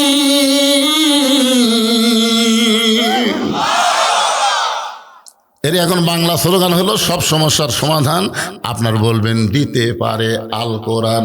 সব সমস্যার সমাধান এর চাইতে জোরে পারবেন না। কে রে যারা খাড়া হয়ে আছে তোমরা কি দিবা না? তোমরা দিচ্ছ? মাশাআল্লাহ সবাই দিবে। সব সমস্যার সমাধান আল কোরআনের আলো, লিল্লাহি তাকবীর, সুবহানাল্লাহ। এক তাকবীরে শয়তান এলাকা ছেড়ে চলে গেছে, আর তাকবীর ওয়ালার জন্য আল্লাহ জান্নাতের দরজা খুলে ধরেছে। সালামুন আলাইকুম তিবতুম ফাদখুলুহা খালিদিন। আল্লাহ নবী বললেন, ফাতেমা এই জুব্বা দুনিয়ার সাধারণ কোনো জুব্বা নয় মা, এই জুব্বার সঙ্গে আল্লাহর কোরআনের সম্পর্ক রয়েছে। এই জুব্বা আমি দেইনি মা, তো আমার কাছে চাইছে। ফাতেমার সঙ্গে সঙ্গে জুব্বাখানা নিয়ে, এই জুব্বাখানা নিয়ে সামনে সামনে হাঁটতেছে, আর আল্লাহর নবী পিছনে পিছনে হাঁটতেছে। আল্লাহ কোরআনে বলেছেন, আমার নবী যখন রাস্তা চলবে তখন নবীর সামনে কেউ যাবার পারবে না। আমার নবী যখন কথা বলবে, নবীর কথা শেষ না হলে কেউ নবীর মুখের উপর কথা বলতে পারবে। কথা কয় না কেন? এটাকে আমার কথা না, আল্লাহর কোরআনের কথা। তাহলে ফাতেমার সামনে সামনে, আল্লাহর নবী পিছনে পিছনে হাঁটতেছে। ফাতেমা এই জুব্বা নিয়ে খাদিজার ঘরে ঢোকার জন্য সামনে সামনে, আর নবী পিছনে পিছনে হাঁটতেছে। এখানে কি আল্লাহর নবী ইচ্ছা করে কোরআনের আইনকে অমান্য করলো নাকি? যে মেয়েরে সামনে দিয়া নবী পিছনে পিছনে হাঁটার কারণ হলো, একদিন হাজারো সাহাবীর মধ্যে আল্লাহ রাসূল বললেন, তখন হাসান আর হোসাইন নবীর 2 ধারে বসেছিল। নবীর সবসময় 2 ধারে যে 2টা নাতি বসে থাকতো তাদের নাম কি? হাসান হোসেন 2 ধারে বসে আছে। এমন সময় আল্লাহ নবী সাহাবীদের বলতেছে, রে আমার সাহাবীরা, আমার বড় মেয়ের নাম হলো জয়নাব, আমার মেজো মেয়ের নাম হলো রোকেয়া, আমার ছোট মেয়ের নাম হলো কুলসুমা। রে সাহাবীরা, আমার বড় মেয়ের নাম হলো জয়নাব, আমার মেজো মেয়ের নাম হলো রোকেয়া, আমার ছোট মেয়ের নাম হলো কুলসুমা। সাহাবীরা সবাই চিন্তা করতেছে, নবীর মুখের উপর তো কথা বলা যাবে না, নবীর যে আর একটা মেয়ে আছে, নবী সেই মেয়ের কথা বলতেছে না। নবী তৃতীয়বার যখন বলতেছে, আমার বড় মেয়ের নাম হলো জয়নাব, আমার দ্বিতীয় মেয়ের নাম হলো রোকেয়া, আমার তৃতীয় মেয়ের নাম হলো কুলসুমা, সঙ্গে সঙ্গে হাসান হোসেন দুই ভাই বলতেছে, সজাই আমাদের মা গরিব বলে আমাদের মায়ের কথা নানার মনে নাই। নানা তিনবার তিনটা মেয়ের কথা বলে, কিন্তু আমাদের মা গরিব বলে আমাদের মায়ের কথা কয় না ভাই, আমরা আর এখানে থাকবো না। হাসান হোসেন গলা ধরে দুইজন যখন যাবার চাই, নবী দুইজনের হাত ধরে টান দিয়া বুকের মধ্যে দিয়ে কপালে আর গালে চুমা খায়, বলে ভাই রে, তোদের মা ফাতেমা আমারও মা। সমস্ত সাহাবেরা বলে, ইয়া রাসূলুল্লাহ, ফাতেমা আপনার মা কেমনে হয়? ফাতেমা তো আপনার মেয়ে, তাহলে মা কেমনে হয়? রাসূল বললেন, তাহলে শোনো, ওই তাইফের ময়দান থেকে রক্তমাখা শরীর নিয়ে আমি যখন মক্কা ফিরে আসলাম, ওই বছর আমার চাচা আবু তালেব দুনিয়ার থেকে বিদায় নিয়েছে, ওই বছর আমার দরদের বিবি খাদিজাও দুনিয়ার থেকে বিদায় নিয়েছে। আমার রক্তমাখা শরীর নিয়ে আমি যখন ঘরের মধ্যে বসেছিলাম, এমন সময় আমার তিনটা মেয়ে জয়নাব আর রোকেয়া কুলসুমা, এরা তিনজন ঘরের মধ্যে ঢুকে বলতেছে, বাবা রক্তাক্ত হয়ে তায়েফ থেকে আপনি মক্কায় ফিরে আসলেন, বাবা এই কষ্ট আপনি কেমনে সহ্য করবেন? আমরা নিষেধ করেছিলাম তায়েফে যাবেন না, এরপরও তায়েফে গেলেন, তায়েফের মানুষ ভালো না বাবা, এত পাথর মারলেই কষ্ট কেমনে সহ্য করবেন? রাসূল বলেন, সাহাবীরা রে, এভাবে কথা বলে তিনটা মেয়ে যখন আমার ঘর থেকে বের হয়ে যায়, এমন সময় সবচাইতে ছোট মেয়ে কলিজার টুকরা ফাতেমা ঘরের মধ্যে ঢুকি দরজা বন্ধ করে দেয়। যেই দরজা বন্ধ করে চাই, বললাম, ফাতেমা তুমি কেন দরজা বন্ধ করলা? ফাতেমা বলে, বাবা মুসা নবীর জন্য আল্লাহ সাগরকে রাস্তা বানায় দেয়, ইব্রাহিম নবীর জন্য আল্লাহ নমরুদের আগুনকে শান্তির বাগান বানায় দেয়, আর আমার বাবার জন্য আল্লাহ তাইফের পাথর তুলা বানাবার পারে না। ও বাবা, আমি মায়ের মুখে শুনেছি, আপনি যখন মায়ের পেটে ছিলেন তখন আপনার বাবা মারা গেছে, আপনার যখন 6 বছর বয়স তখন আপনার মা মারা গেছে। বাবা আমি মনে করেছিলাম আল্লাহ আপনাকে দেখবার পারে, কিন্তু আজকে দেখতেছি আপনি তো আপনার কাজে যাননি বাবা, আপনি তো আল্লাহর কলেমার দাওয়াত নিয়ে তায়েফে গেলেন। তাহলে আল্লাহর কাজ করতে গিয়ে আল্লাহ আর আমি বসে আছে, আর আমার বাবার দেহ রক্তাক্ত হয়ে গেছে, আমার কলিজা দিয়ে রক্ত ঝরতেছে। রাসূল বলে, সাহাবীরা রে, ফাতেমা যখন বলতেছে আমার কলিজা দিয়ে রক্ত ঝরতেছে, হঠাৎ ঘর থেকে পাগলির মতন বের হয়ে যায়। আমি তাকায় দেখি উঠানি উনানি পানি গরম করে জয়তুনের তেল গরম করতেছে, ঘরের মধ্যে আবার ঢুকে দরজা বন্ধ করে এক টানে আমার মাথা উরাতের মধ্যে নিয়ে আমার গায়ে রক্ত মাখা জুব্বা খুলে যত জায়গায় তায়েফবাসী পাথর মারছে, সাহাবীরা রে শোনো, ওই গরম পানির মধ্যে নরম কাপড় চুবড়ায়া চুবড়ায়া আমার গোটা দেহ পরিষ্কার করে দিয়া ওই নরম আঙ্গুলের মধ্যে জয়তুনের গরম তেল যখন মালিশ করে দেয়, আমি নবী আর নবী নেই, ফাতেমার উরাতকে বালিশ বানায় কখন যেন ঘুমায় গেছি। ওই ঘুমের ঘরে আমি স্বপ্নে দেখি আমার মা আমিনা আমার শিওরের পাশে দাঁড়ায় আছে। এত বছর পরে মা আমিনাকে দেখে আমি বললাম, মা আইসেন যখন আর আপনাকে যাইতে দিব না। আমি স্বপ্নকে বাস্তব মনে করে যখন আমার মায়ের হাতটা চাইপা ধরেছি, এমন সময় ফাতেমা আমার কপালে চুমা খায়। ওই ফাতেমার চোখের লোনা পানি আমার চোখের মধ্যে ঢুকে ঘুমটা ভেঙে যায়। আমি বললাম, ফাতেমা তুই সব সময় কেন কাঁদতেছিস? ফাতেমা বলে, বাবা আমি কান্দি না, আপনি আমাকে কান্দান। আপনি স্বপ্নে মা হাতটা চাইপা ধরছেন বাবা, এখনো পর্যন্ত আমার হাতটা চেপে ধরে আছেন। রাসূল বলে, ফাতেমা রে, স্বপ্নে যদি মা বলে তোর হাতটা চাইপা ধরি মা, তাহলে তুই শুধু আমার মেয়ে না, তুই শুধু আমার মেয়ে না, তোর ভিতরে লুকিয়ে আছে আমার মা আমিনা। শুধুমাত্র মায়ের সম্মান করে ফাতেমারে সামনে সামনে, আল্লাহর নবী পিছনে পিছনে হাঁটতেছে। খাদিজার ঘরের মধ্যে ফাতেমা জুব্বা নিয়ে যেই মাত্র ঢুকলো, সঙ্গে সঙ্গে আল্লাহর নবী দরজা বন্ধ করে দিয়েছে। নবী যখন দরজা বন্ধ করে দিল, ওই জুব্বাখানা ফাতেমা খাদিজাকে পরানোর পরে যেই মাত্র দরজা খোলে, নবী তাকায় দেখে ফাতেমা মুস্কি মুস্কি হাসতেছে। ফাতেমার মুখের হাসি দেখে আল্লাহর নবী চমকে গিয়ে বললেন, ফাতেমা, কানতে কানতে জুব্বা কাফন পরানোর জন্য মায়ের ঘরে ঢুকলি মা, কিন্তু হাসতে হাসতে তুই কেন দরজা খুললি? ফাতেমা বলতেছে, বাবা, কানতে কানতে কেন ঢুকলাম আপনি জানেন, হাসতে হাসতে কেন বের হলাম আপনি জানেন। আল্লাহ রাসূল বলে, ফাতেমা, কানতে কানতে তুই ঢুকলি আমি জানি, কারণ মেয়ে তার মাকে কাফনের কাপড় পরাবে, অবশ্যই কানবে, কিন্তু হাসতে হাসতে দরজা খুললি মা, এটা আমি নবীও জানি না। ফাতেমা বললেন, বাবা, আমি মনে করেছিলাম আপনি বাহিরেও জানেন ভিতরেও জানেন। রাসূল বলে, ফাতেমা, তুই কেন হাসতে হাসতে দরজা খুললি? আমি নবী জানি না। ফাতেমা বলতেছে, বাবা, আপনি কি জানবার চান? নবী বলতেছে, অবশ্যই জানতে চাই। আমার কলিজার টুকরা ফাতেমা হাসতে হাসতে কেন দরজা খুললো জানতে চাই। ফাতেমা বললেন, তাহলে আপনি বসেন, আমি হাসতে হাসতে কেন দরজা খুললাম আমি মেয়ে হইয়া বাবাকে জানাবার চাই। ধরে কর সুবহানাল্লাহ। সঙ্গে সঙ্গে আল্লাহ নবী বসে গেলেন। ফাতেমা কি কারণে হাসতে হাসতে দরজা খুললেন?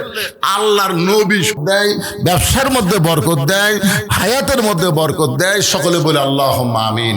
এখানে এমন কোন আল্লাহর বান্দা আছেন যে হুজুর আগামী বছর এই সালে সব মাহফিল হবে, তার জন্য আমি 1 বস্তা চাউল দেবো? 1 বস্তা চাউল দেওয়ার একটা লোক হাত তোলেন যে হুজুর এই সালে সব মাহফিলে আমি 1 বস্তা চাউল দেবো, আমি 2 বস্তা চাউল দেবো। বস্তা 2 রকম আছে, একটা 25 কেজি, একটা 50 কেজি। আপনাকে উল্লেখ করে দেওয়া লাগবে 25টা দিলে না 50 কেজিটা দিলে। হ্যাঁ, কে 25 কেজি দিবে? নাম কি? এই গ্রামের লোক মরছে কেন?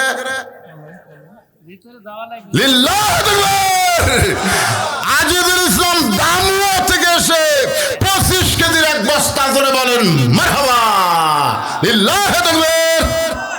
আপনাকে যাত্রাপুর চাচা নবী বসে আছে, চাচা নবী বসে আছে, এখন ওটাই চলবে না তো? হায় হায়, কি কথা কয় চাচা, আজকে লাইলাতুল বরাতের রাত একটু কষ্ট করে বসে থাকেন, নবী যেটি বসে আছে।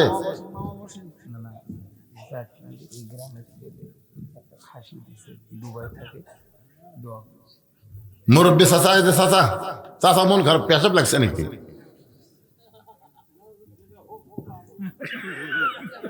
আল্লাহ আমার এই বাপজান চাচার সমস্ত রূপ এই কোরআনকে মহব্বত করার জন্য যেন আল্লাহ ভালো করে দেয়। জোরে কান আমিন। আল্লাহ কোরআনকে নাজিল করেছে মুমিনদের যাবতীয় রোগের শেফা এবং রহমত স্বরূপ। দুবাই থাকে, নাম কি? এই খাসিকে দিল দুবাই প্রবাসী জাকির হোসেন, এই গ্রামের সন্তান ইসালে সাহাবে একটা খাসি, জোরে বলেন মারহাবা। খাসির একটা দামের পরিমাণ বললে ভালো হতো রে, কোন খাসি দিলে আসবি? ল্যাট প্যাটা খাসি দিলে কাম হবে না ভাই। 10 টাকা, এইবার বোঝা গেল মোটামুটি 10 থেকে 12 টাকার একটা খাসি।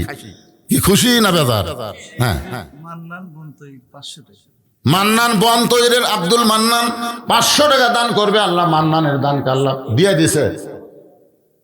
সেটা আমার হাতত দেওয়া লাগবে রে পাগলা, এটি দেওয়া লাগবে না, টেস্ট ফাঁকা হয়ে আসবে। যারা নগদ দিবার পারবেন না, আগামী বছর মাহফিলের আগ দিয়ে দিবেন, এরকম লোকেরাও বাকি লেখা দিবেন। কাগজ কলম আছে ভাইজানের, কাগজ কলম। আচ্ছা ঠিক আছে। এই যে আব্দুল মান্নানের 500 টাকা পাওয়া গেল। যাদের বাপ মা কবরে গেছে, যাদের বাপ মা কবরে গেছে, আজকে লাইলাতুল বরাতে বাপ মার কবরকে জান্নাত বানানোর জন্য এই মাহফিল একটা কোরআন শরীফ বাবদ, একটা কোরআন শরীফ বাবদ 500 টাকা দান করবেন। একটা কোরআন দান করার সওয়াব আল্লাহ আপনার বাপ মার কবরে দিয়ে দিবে। পৃথিবীর শ্রেষ্ঠ দান কোরআন বাবদ দান। কোরআন শরীফ বাবদ 500 টাকা দিবেন নগদ। এই কোরআন শরীফ কিন্তু বাকি বিক্রি হবে না, এরা লগদে আসেন আল্লাহর বান্দা যাদের বাপ মা কবরে গেছে। মাশাআল্লাহ মাশাআল্লাহ, বাপ মা মারা গেছে, 2 জনে মারা গেছে। আরে কি ছেলে মানুষ, 2 জন বাপ মা 2 জনে মারা গেছে। বাপ মার রুহের মাগফিরাতে কোরআন শরীফ বাবদ 500 টাকা দান করেছে। আল্লাহ বাপ মার কবরকে জান্নাতের টুকরা বানায় দেন, জোরে বলে আমিন। লগদ গুলো লেখার দরকার নাই, লগদ লেখার দরকার নাই, খালি বাকি গুলো আপনারা লিখবেন। এই নগদ দেওয়ার 500 টাকার লোক নাই, একটা কোরআন শরীফ দান করার সব আল্লাহ আপনার বাপ মা দাদা দাদির কবর দিবে। লাইলাতুল বরাত, ফজিলতের রাত দান করবেন, কত সব হবে জানেন? মাশাআল্লাহ। কি নাম বাবা জানেন? তুমি না চাউল দিলে?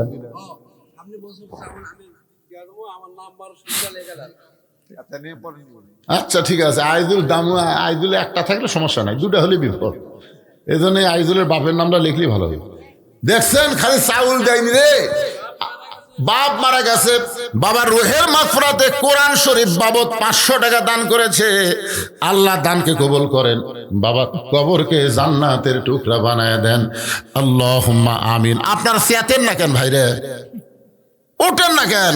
10 কেজি তেল দিবেন, 1 বস্তা চাল দিবেন। দামুয়ার লোক চাল দিল, আর যাত্রাপুর লোক কি মরছে?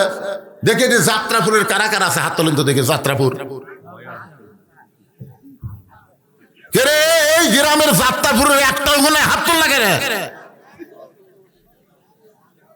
আচ্ছা হাত নামান, বোঝা যায় না, আমার চোখত আমি ধরা পড়েনি, অনুবীক্ষণ যন্ত্রতে দেখা লাগবে, তাছাড়া বোঝা যাচ্ছে না। আচ্ছা যাত্রাপুর বাদ দিয়ে কারা কারা আছেন তারা হাত তোলেন তো দেখে। সব লোক বাহিরে রে বা, লেখা লাগবে না, লগত দিয়েছে। তাই কারণ আকবর আত্রাই থাকাচ্ছে রে আপনার বিয়ে। মাশাআল্লাহ, তো বিয়ে যদি দেয় আপনি কি দিলেন? দেন বিয়ে দিয়েছে, বিয়ে ছোট, ওটা কি বেটার দিক দেয় না বেটির দিক দেয়? আপনাকে পর্ব পরে। আচ্ছা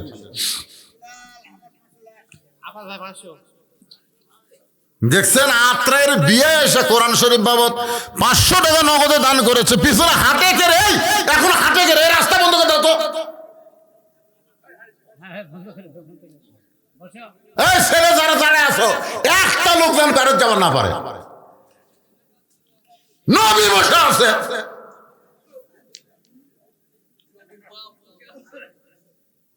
কি কথা রে বারে। আল্লাহ নবী বসে আছে, ফাতেমা হাসতে হাসতে দরজা খুললো কেন? শোনার জন্য। আর আপনার নবীর উম্মত হয়ে কি বেদব হলো? আজকে রাতের দিকে খেয়াল করবেন না, এই রাত কি সাধারণ রাত? ভাইজান একটু খুশি খুশি বলেন ভাই। নগদ যদি না পারেন বাকি 1000 2000 কারা কার দেবেন একটু লিখে দেন তো। 10 কেজি তেল দেওয়ার কোনো লোক নাই যে হুজুর আগামী বছর হিসাবে সব আমি 10 কেজি তেল দেবো? একটা লোক হাত তোলেন।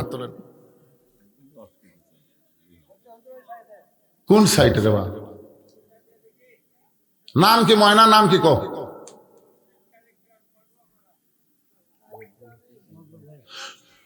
মকবুল হোসেন, কালীগ্রাম, কসবা পাড়া, 10 কেজি তেল। জোরে বলেন মারহাবা।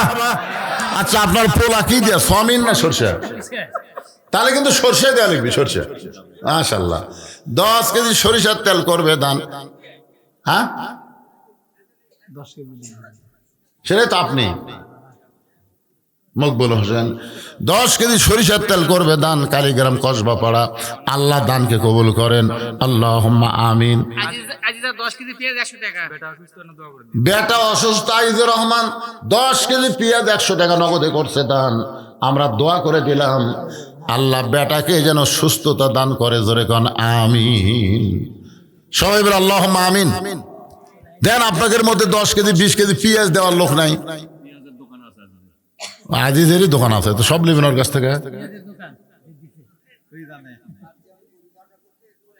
এই গ্রামে আজকে মাহফিল শুনবার আছেন, এই গ্রামে শ্বশুর বাড়ি একটা জামাই আছেন? আপনাদের মধ্যে কি একটা জামাই আছে? দেখেন তো, একটা জামাই। শ্বশুরের গ্রামে ওয়াজ শুনবার আছেন, একটা জামাইও মাহফিল আসেননি।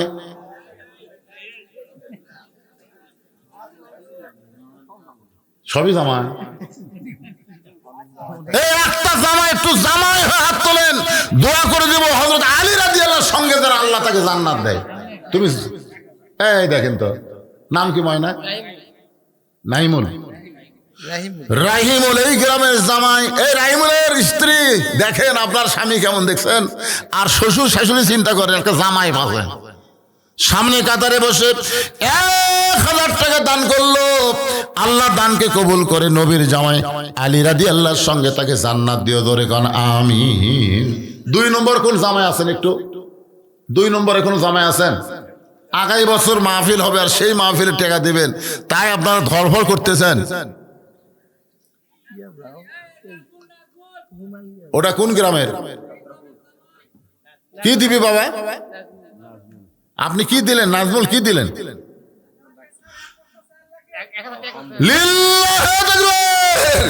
এটা তো ডবল জামাই রে, 1000 টাকা আবার 1 বস্তা চাউল করছে দান।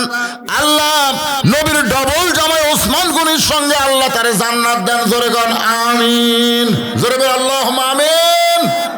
আর একটা জামাই খাড়া হন তো। না না, যারা শুনতেছে তারা কি মনে করতেছে, কে রে উমুকের জামাই দেয়, উমুকের জামাই দেয়, আমাকে জামাইয়ের বসতে কি করে রে? আর জামাই নাই?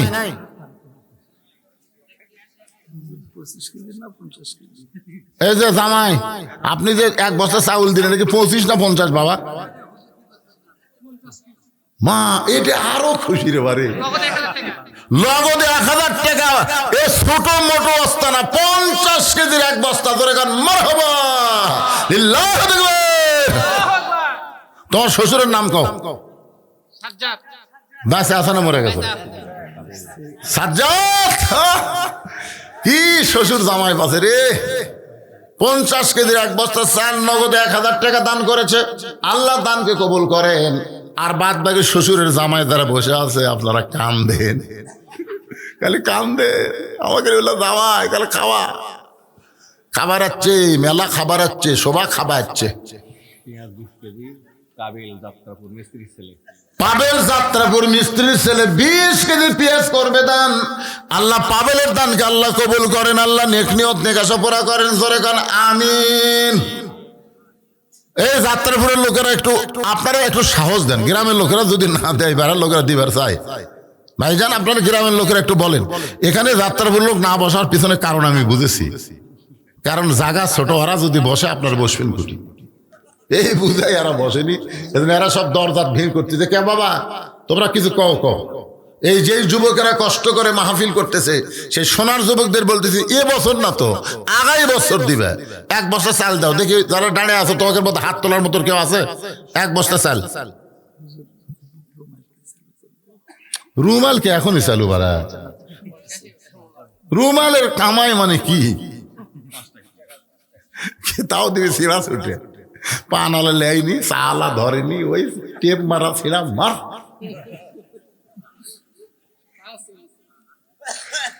আল্লাহ কোরআনে বলেছেন যে মানুষ এরকম ফাঁকি দিবে, সেদিন আল্লাহ বলেছে লাল তানালুল বিররা হাত্তা তুনফিকু মিম্মা তুহিব্বুন। তোমার পকেটে যে কয়টা টাকা আছে না, তার মধ্যে যেই টাকা তুমি বেশি মহব্বত করো ওটা তুমি দাও। এখন যদি 100 টাকা লোড থাকে, 500 টাকা লোড থাকে, 200 টাকা লোড থাকে, আপনি কোনটা 3টার মধ্যে কোনটার উপর মহব্বত বেশি?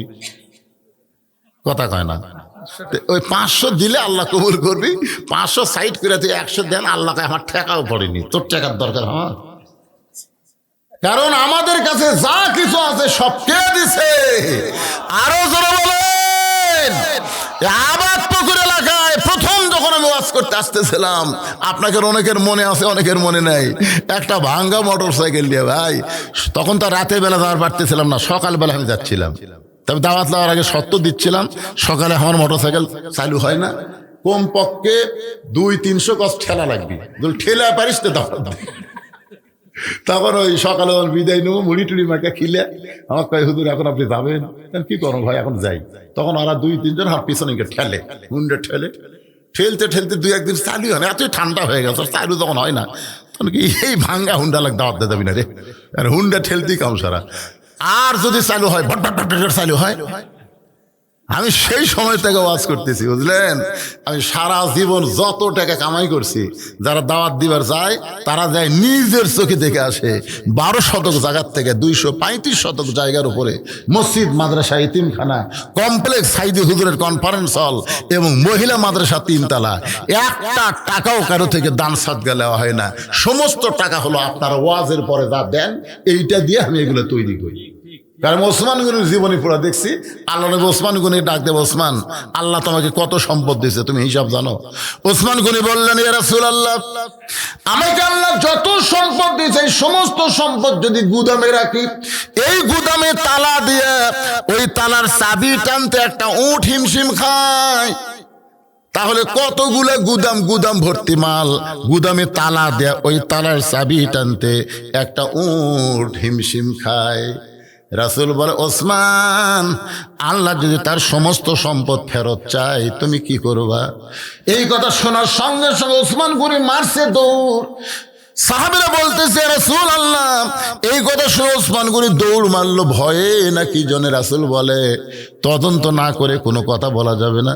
কিছুক্ষণ পরে সাহাবীরা সবাই নবী সহ তাকায় দেখে ওসমান গনি ওই চাবি বহনকারী উটটা রশি ধরে টেনে টেনে নবীর কাছে এনে বলতেছে, ইয়া রাসূলুল্লাহ, শুধু গুদাম নয়, গুদামের মাল নয়, গুদামের তালা এবং গুদামের চাবি বহনকারী উটটাও পর্যন্ত আমি আল্লাহকে দিয়ে দিলাম।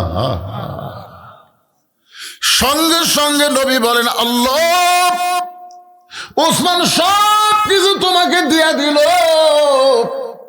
ওসমান তো নিজের জন্য কিছুই রাখলো না। আল্লাহ বলে, হাবিব, কে বলে ওসমান নিজের জন্য কিছু রাখে নাই? ওসমান নিজের জন্য আল্লাহ এবং নবীকে রেখেছে। একজন মুসলমানের জন্য আল্লাহ নবী ছাড়া অন্য কিছু দরকার আছে? আর পকেটের টাকা থেকে আপনি দিচ্ছেন না, না দিলেন না দেন, জাগা মতো টাকা ঠিকই যাবি। কি কোন টাকা থাকবি, হয় ডাক্তার খাবি, না হয় ইবির ধান লাগাবেন, মরা শীষ ভরাবি, খালি খালি ওষুধ মারবেন। আর আজকে খালি দান করেন, আর সদকাতু তারুদ্দুল বালা, দান সদকা করলে বালা মুসিবত আল্লাহ সব দূর করে দিবে। এবার এ ওয়াজ শোনার পরে একটা বস্তা চাউল দেওয়ার লোক নাই, এই সাইডে একটা লোক নাই। রফিকুল ইসলাম 5, আপনার একটা করবেন তো গোপন ফোনকে, রফিকুল ইসলাম 5 কেজি রসুন করবে দান। আল্লাহ রফিকুল দানকে আল্লাহ কবুল করেন, আল্লাহ নেক নিয়ত নেক আশা পুরা করেন, আল্লাহুম্মা আমিন। কে দিল? তা আপনাকে এই মাহফিলের সভাপতি, সেক্রেটারি, মাহফিল কমিটির সভাপতি নাই, সেক্রেটারি, কেশিয়ার, সদস্য, সেটাকে আগে দিছে না পরে দিবে?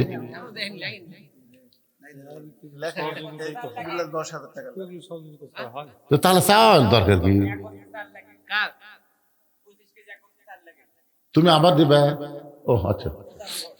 মুজাফফর বাড়ি কোন জায়গা হয় না? এই যাত্রাপুরের মুজাফফর কেবল স্মৃতিছে, ঈদের সামনে বসে আছে, মানে কি যে বুঝতে। 1 বস্তা চাউল 25 কেজি, জোরে বলেন মারহাবা। হ্যাঁ, তো আমার ভাই বলতেছে, এই যাদের নাম বললাম, সভাপতি, সেক্রেটারি, কেশিয়ার, সদস্য, এনাকে সাহায্যই তো হয়। তো এনারা দিয়েই যদি হয়, তাহলে বাইরের লোকের থেকে টাকা চাওয়ার দরকার কি? পারবেন না আপনারা প্রতি বছর বাপ মায়ের রুহের মাগফিরাতের জন্য একটা ইসালে সব মাহফিল করতে? আপনারা পারবেন না? এই গ্রামে বহু ইঞ্জিনিয়ার, বহু ধনী লোক আছে, ইচ্ছা করলে কিছুই না ভাই জান। এই গ্রামে কোনো প্রবাসী নাই, এই গ্রামে কোনো প্রবাসী নাই। একটা প্রবাসীর বাপ ভাই চেয়াতে রাখে, এরা বাইরে কি কষ্টে আছে, খালি দান করেন, দোয়া করে দেব আল্লাহ এই লাইলাতুল বরাতের রজনীর ওসিলায় প্রবাসী যারা আছে তাদের শরীরকে আল্লাহ যেন ভালো রাখে, কামায় যেন আল্লাহ বেশি বেশি বরকত দিয়ে দেয়। কি কোন আজকে দোয়া আল্লাহ কবুল করবে না? হ্যাঁ, এই গ্রামের জামাই ভুট্টু। কে বাবা ভুট্টু? তোমার ভালো নাম কি ময়না? ভুট্টু করে ডাকে। এই গ্রামের জামাই ভুট্টু মিয়া 50 কেজি চালের একটা বস্তা, জোরে বলেন মারহাবা। হ্যাঁ, এখন এই মাহফিল কমিটির ছেলেদেরকে বলবো, তোমরা ব্যাগ এখন ভেতর যাও, যাও। 10 টাকা 20 টাকা 50 টাকা 100 টাকা যিনি যা পারবে আল্লাহর হস্তে দান করবেন। দানকারী গো পিতা মাতা সুখে রাইকো কবরে, নূরের টুপি পরা ইয়া উঠাবেন রোজ হাসরে।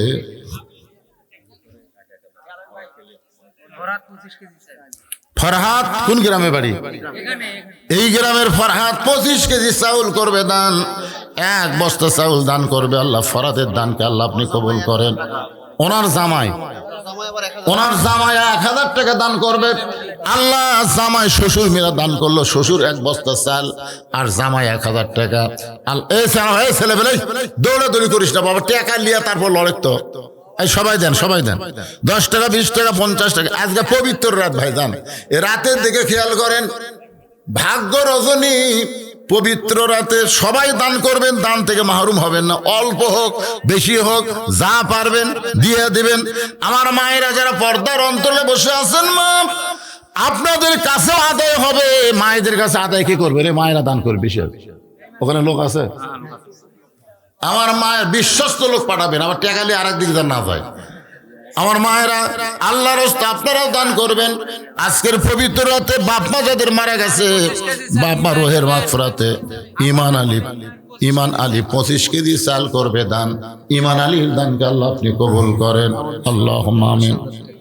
লিল্লাহি আকবার। আজকের মাহফিলের সম্মানিত সভাপতি সাহেব 10,000 টাকা ধরে বলেন মারহাবা। এটা মাহফিলের সভাপতি না মাহফিল কমিটির?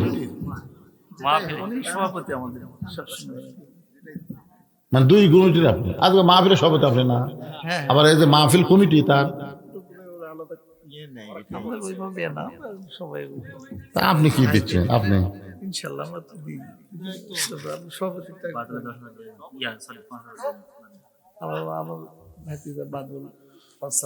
আপনার ভাতিজা বাদল জি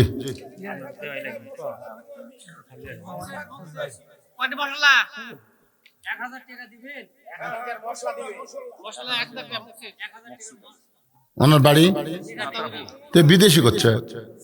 ও আপনার ছেলে বিদেশে আছে? কোন দেশে আছে বাবা? আল্লাহ আপনার ছেলেকে ভালো রাখুক, কামাই বরকত দেখ। বাবা 1000 টাকার মশলা দান করলো, আল্লাহ দানকে কবুল করেন। জোরে কোন আমিন।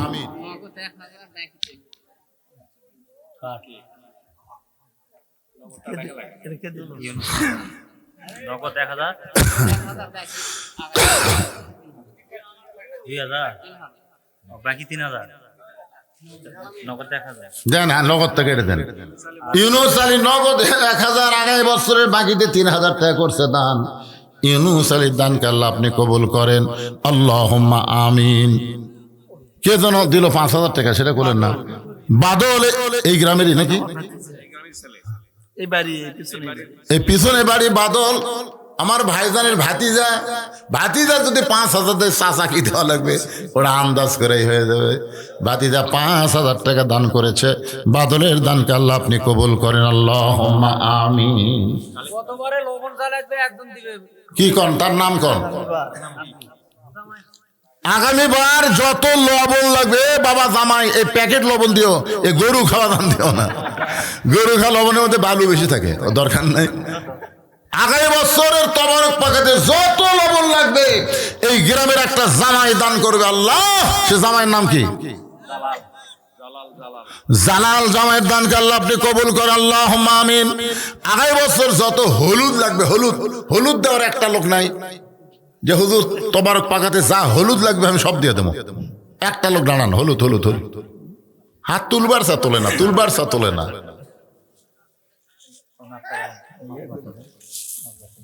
আমাদের সহসভাপতি আক্তার আলম 5000 বিলাল বিশেষ যারা কাছাকাছি আছে ওনার নামটা কি?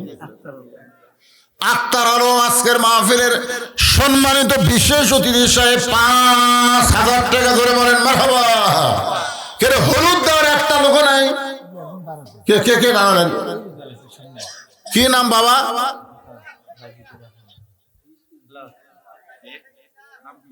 কোন গ্রামের? সেকেন্ডার বুঝলাম, গ্রামের নাম কি? মারিয়া।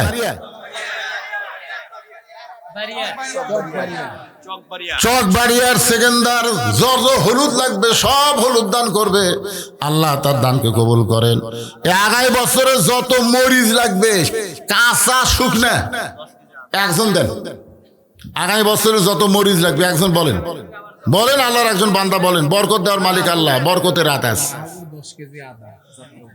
যাত্রাপুরের মাহবুবুর রহমান 10 কেজি আদা করবে দান।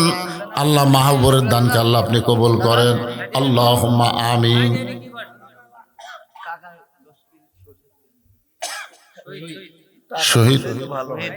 শহীদ 10 কেজি সরিষার তেল করবে দান। আল্লাহ শহীদের যাত্রাপুরের শহীদের দানকে আল্লাহ আপনি কবুল করেন, আল্লাহুম্মা আমিন।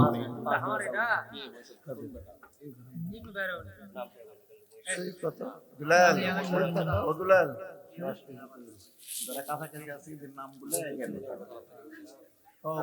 ইউনুসের নাম বলো।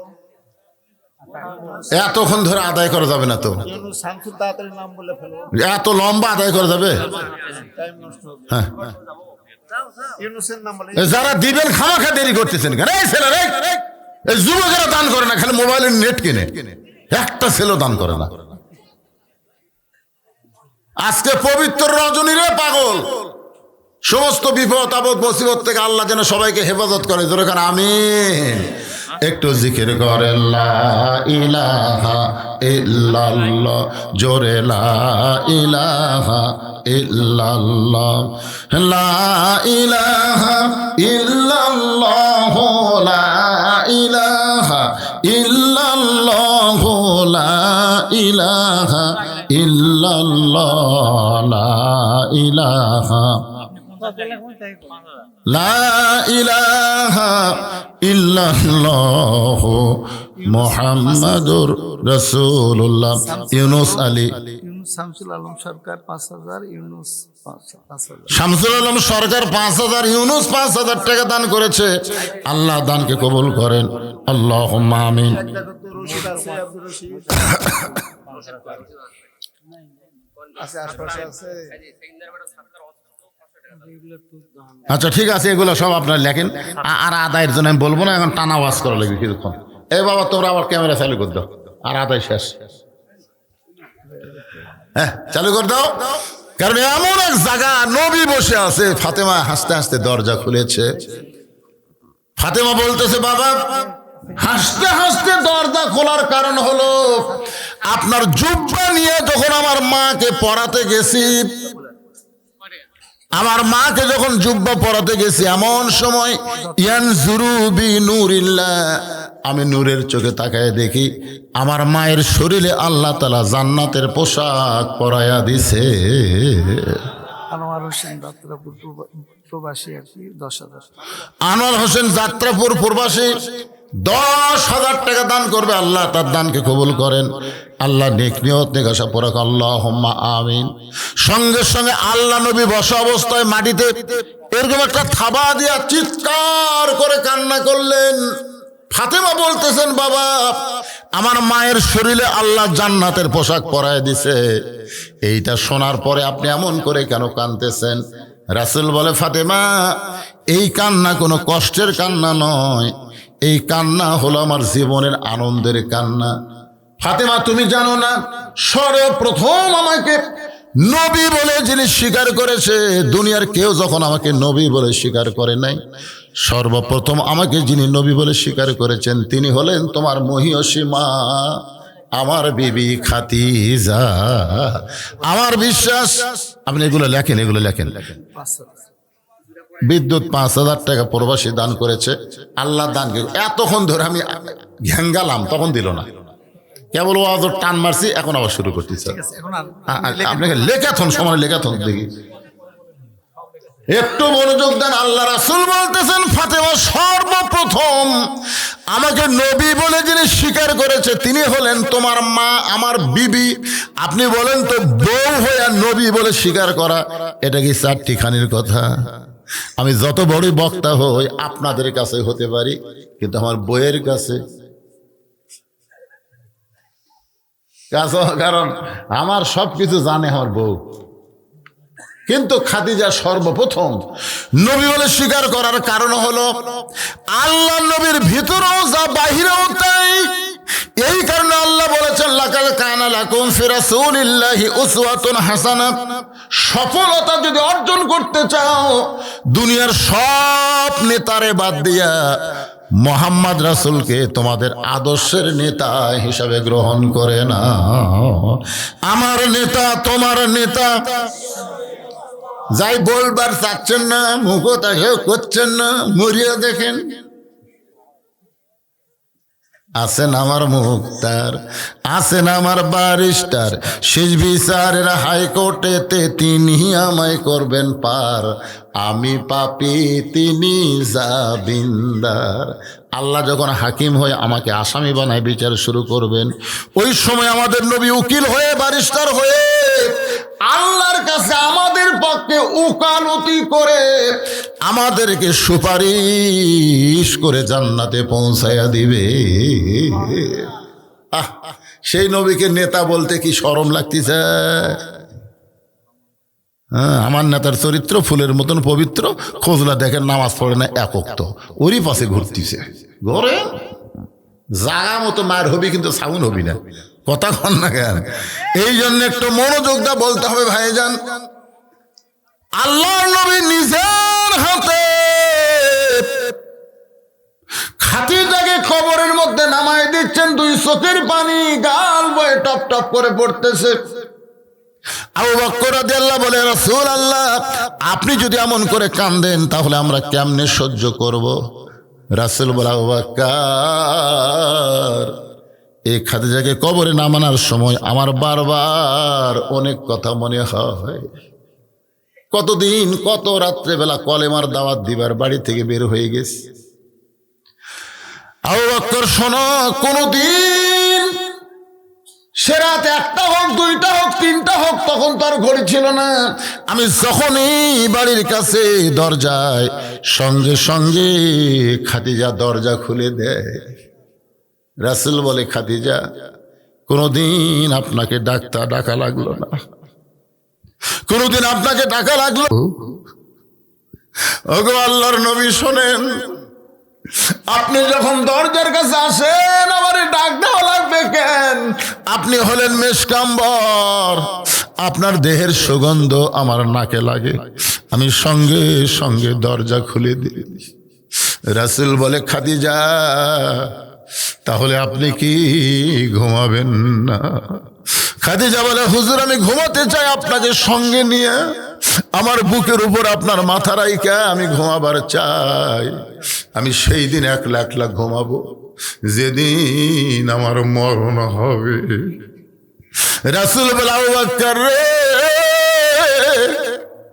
আমার খাদিজা আজকে একলা একলা কবরের মধ্যে ঘুমাবে, আমার মন চাইলেও আমি ঘুমাতে পারবো না। এই কারণে চোখ দিয়ে দর দর করে পানি পড়তেছে। কবরে মাটি দিয়ে সবাই যখন কবর ছেড়ে চলে যায়, আল্লাহর নবী খাদিজার কবর ছাড়েন না। ঘন্টার পর ঘন্টা চলে যায়, কবরে আল্লাহ মুনকির নাকির পাঠায় না। এক সময় নবী বলে, আল্লাহ আমার খাদিজার কবরে কি আপনি মুনকির নাকির পাঠাবেন না? আল্লাহ বলে, হাবিব আপনি মুনকির নাকির কবরে যাবে, প্রশ্ন করবে, খাদিজা উত্তর দিবার পারবে না, আর এইটা দেওয়ার জন্য আপনি দাঁড়িয়ে আছে। ওগো আল্লাহ নবী শোনেন, আপনি যেমন খাদিজাকে ভালোবাসেন আমি আল্লাহ তেমন ভালোবাসি। নবী বলে, আল্লাহ খাদিজা আমার বিবি হয়, এই কারণে খাদিজাকে ভালোবাসি, কিন্তু খাদিজা আপনার কে হয় গো আল্লাহ? আল্লাহ বলে, হাবিব আপনি যখন ঘুমাইয়াছিলেন আমার বান্দি খাদিজা ঘুমায়নি। আপনি নবী ঘুমায় গেছিলেন কিন্তু আমার বান্দি খাদিজা ঘুমায়নি। ওই অন্ধকার কবরকে স্মরণ করে খাদিজা চোখের পানি বের করে কেঁদেছে। কবরে আসার আগে যারা কবরকে স্মরণ করে কান্দে, আর কবরের পাথেয় জোগাড় করে যারা কবরের মধ্যে আসে, তাদের কবরে মুনকির নাকির যায় না, আমি আল্লাহ তাদের পক্ষে উত্তর দিয়া দে। কিন্তু যেদিন ডাক পড়িবে, কিন্তু যেদিন ডাক পড়িবে কবর মাঝে যাইতে, জোগাড় কিছু করছো বন্ধু তার মাঝে বিছাইতে। বাবা, যে কোনো সময় আমাদের মৃত্যু হবে। আজকে লাইলাতুল বরাতে আমরা আল্লাহর কাছে ওয়াদা করি, আর কয়েকদিন পর রমজান মাস আসতেছে। আল্লাহ রাসূল রজবের চাঁদ ওঠার সঙ্গে সঙ্গে বলতেন, আল্লাহুম্মা বারিক লানা ফি রজব ওয়া শাবান ওয়া বাল্লিগনা রমাদান। আমাদের রজব শেষ হয়ে গেল, শাবানের লাইলাতুল বরাত আজকে চলতেছে, আর কয়েকদিন পর রমজান মাস আসবে। আল্লাহ, আজকে পবিত্র রাতে তোমার কাছে দোয়া করি, রমজান পর্যন্ত আমাদের হায়াতকে তুমি বাড়ায়া দাও। আল্লাহ, রমজানের রহমত, রমজানের মাগফিরাত, রমজানের রাজাত আমাদেরকে দান করো। এই কোরআন নাজিলের মাস রমজান মাস, শুধু কোরআনের ওয়াজ শুনবো না, কোরআন মোতাবেক যেন আমরা চলতে পারি, এমন একটা ঈমানি শক্তি আল্লাহ আমাদেরকে দান করে দাও। উম্মে সালমা বলতেছে, ইয়া রাসূলুল্লাহ, আমার 3টা শর্তের মধ্যে 1 নম্বর শর্ত হলো আপনি যে আমাকে বিয়ে করবেন, আপনি বিয়ে করার পরে আমি আপনার বউ হব। কিন্তু আল্লাহর নবী শোনেন, আমার স্বামী আবু সালামা একজন আপনার সাহাবী, আবু সালমা যে আপনার সাহাবী ছিল, আল্লাহ কোরআনে বলেছেন, রাদিয়াল্লাহু আনহুম ওয়ারাদু আন জালিকা লিমান খশিয়া রব্বা। নবীর সাহাবী যারা বিনা হিসাবে জান্নাতি তারা। তাহলে আমার আগের স্বামী জান্নাতে গিয়া যদি ওয়ালা তাস্তাহি আনফুসুকুম, আল্লাহ কোরআনে বলেছে জান্নাতেরা যা চাবে তাই পাবে, তাহলে আমার আগের স্বামী যদি জান্নাতে আমাকে বউ হিসাবে চায়, তাহলে আপনার সঙ্গে বিয়ে বসে আমার কি লাভ হলো? আমার 1 নম্বর শর্ত হলো, আমি যখন জান্নাতে যাব তখন আপনার বউ হিসাবেই আমি জান্নাতে থাকতে চাই, আমার আগের স্বামীর বউ আমি হতে চাই না। রাসূল বললেন, তুমি কি পাগলি হইছো? নবীর সঙ্গে যাদের বিয়ে হবে তারা সবাই উম্মাহাতুল মুমিনিন হবে, তারা সবাই সমস্ত মুমিনদের মা হবে। অন্য কেউ তাদেরকে বিয়ে করা তো দূরের কথা, চিন্তা করারও সাহস কোনোদিন করতে পারবে না। উম্মে সালমা রে, তোমার 2 নম্বর শর্ত কি? উম্মে সালমা বলে, ইয়া রাসূলুল্লাহ, আমার 2 নম্বর শর্ত হলো, আমার আপনার সঙ্গে বিয়ে হওয়ার পরে আমার মাঝে মধ্যে হয়তো আগের স্বামীর কথা মনে হতে পারে, কারণ বিয়ের স্বামী আর লিকের স্বামী যার সঙ্গে আমার বিয়ে হয়েছিল, কতদিন কত স্মৃতি, যদি তার কথা আমার মনে হয়, আমার মনটা যদি ভার হয়ে যায়, আপনি কিন্তু মন খারাপ করা চলবে না। রাসূল বলে, উম্মে সালমা শোনো, আমার সঙ্গে যখন তোমার বিয়ে হবে তখন তোমার আগে যে বিয়ে হয়েছিল এই কথা তোমার মনেই থাকবে না, কারণ আমি শুধু বিশ্ব নবী না, আমি হলাম পৃথিবীর শ্রেষ্ঠ স্বামী। জোরে কন্যা সুবহানাল্লাহ। উম্মে সালমা বলে, ইয়া রাসূলুল্লাহ, আমার 3 নম্বর শর্ত হলো, আগেকার স্বামীর পক্ষের একটা সন্তান আমার ঘরে রয়েছে, এই আমার সন্তান আপনার সঙ্গে বিয়ে হওয়ার পরে এতিম হয়ে যাবে, তারা দেখাশোনা করবে কে? কারণ তার বাপ মারা গেছে, এখন মায়ের কাছে থাকে, কিন্তু আমার বিয়ে যখন আপনার সঙ্গে হবে তখন আমার সন্তানের দায়িত্ব কে নিবে? রাসূল বললেন, আলাম ইয়াজিদিকা ইয়াতীমান ফাআওয়া। উম্মে সালমা রে, এতিমদের যে কত কষ্ট, এটা আমি নবীর চাইতে কেউ ভালো বোঝে না। রে উম্মে সালমা শোনো, আমার সঙ্গে যখন তোমার বিয়ে হবে, তোমার আগেরকার পক্ষের সন্তানের দায়িত্ব নিয়ে আমি বাবার দয়া দিয়ে লালন পালন করব।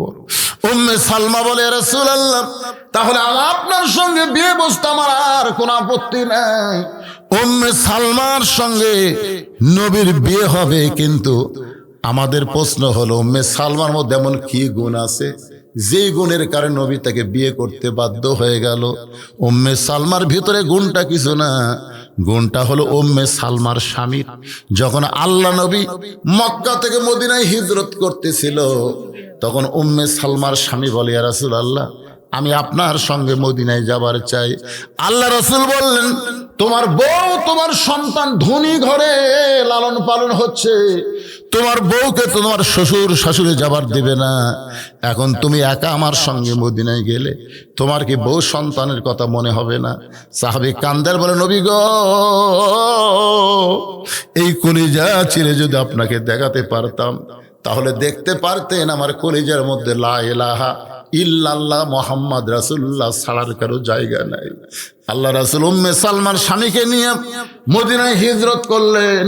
মদিনায় হিজরত করার পরে মদিনার আবহাওয়া তার সহ্য হয় নাই, এক সময় অসুস্থ হয়ে পড়ে গেল। অসুস্থ অবস্থায় নবীকে বলতেছি, ইয়া রাসূলুল্লাহ, আমার বউ সন্তান রয়েছে মক্কায়, আমি মদিনায় অসুস্থ হয়ে গেলাম, হয়তো একদিন আমার বউ সন্তান মক্কা থেকে মদিনায় আসবে, আসার পরে যদি দেখে আমি দুনিয়া থেকে বিদায় হয়ে গেছি, ওগো নবী, আমার যে অবস্থা আমি মনে হয় আর বাঁচব না। আল্লাহ রাসূল আবু সালমাকে বুকের মধ্যে নিয়ে বলে, সাহাবী রে, তুমি কেন আমার সঙ্গে মক্কা থেকে মদিনায় হিজরত করলা? মদিনার আবহাওয়া তোমার সহ্য হচ্ছে না। বলে, হুজুর, মরে যাওয়ার আগে আপনাকে একটা অনুরোধ করব, আপনি কি আমার অনুরোধ রাখবেন? রাসূল বলে, বলো কি তোমার অনুরোধ? বলে, আমার বউ উম্মে সালমা আমার সন্তান যখন মদিনায় আসবে আমাকে ওয়াদা দেন আমার বউকে আপনি নিজের বিবির মর্যাদা দিবে।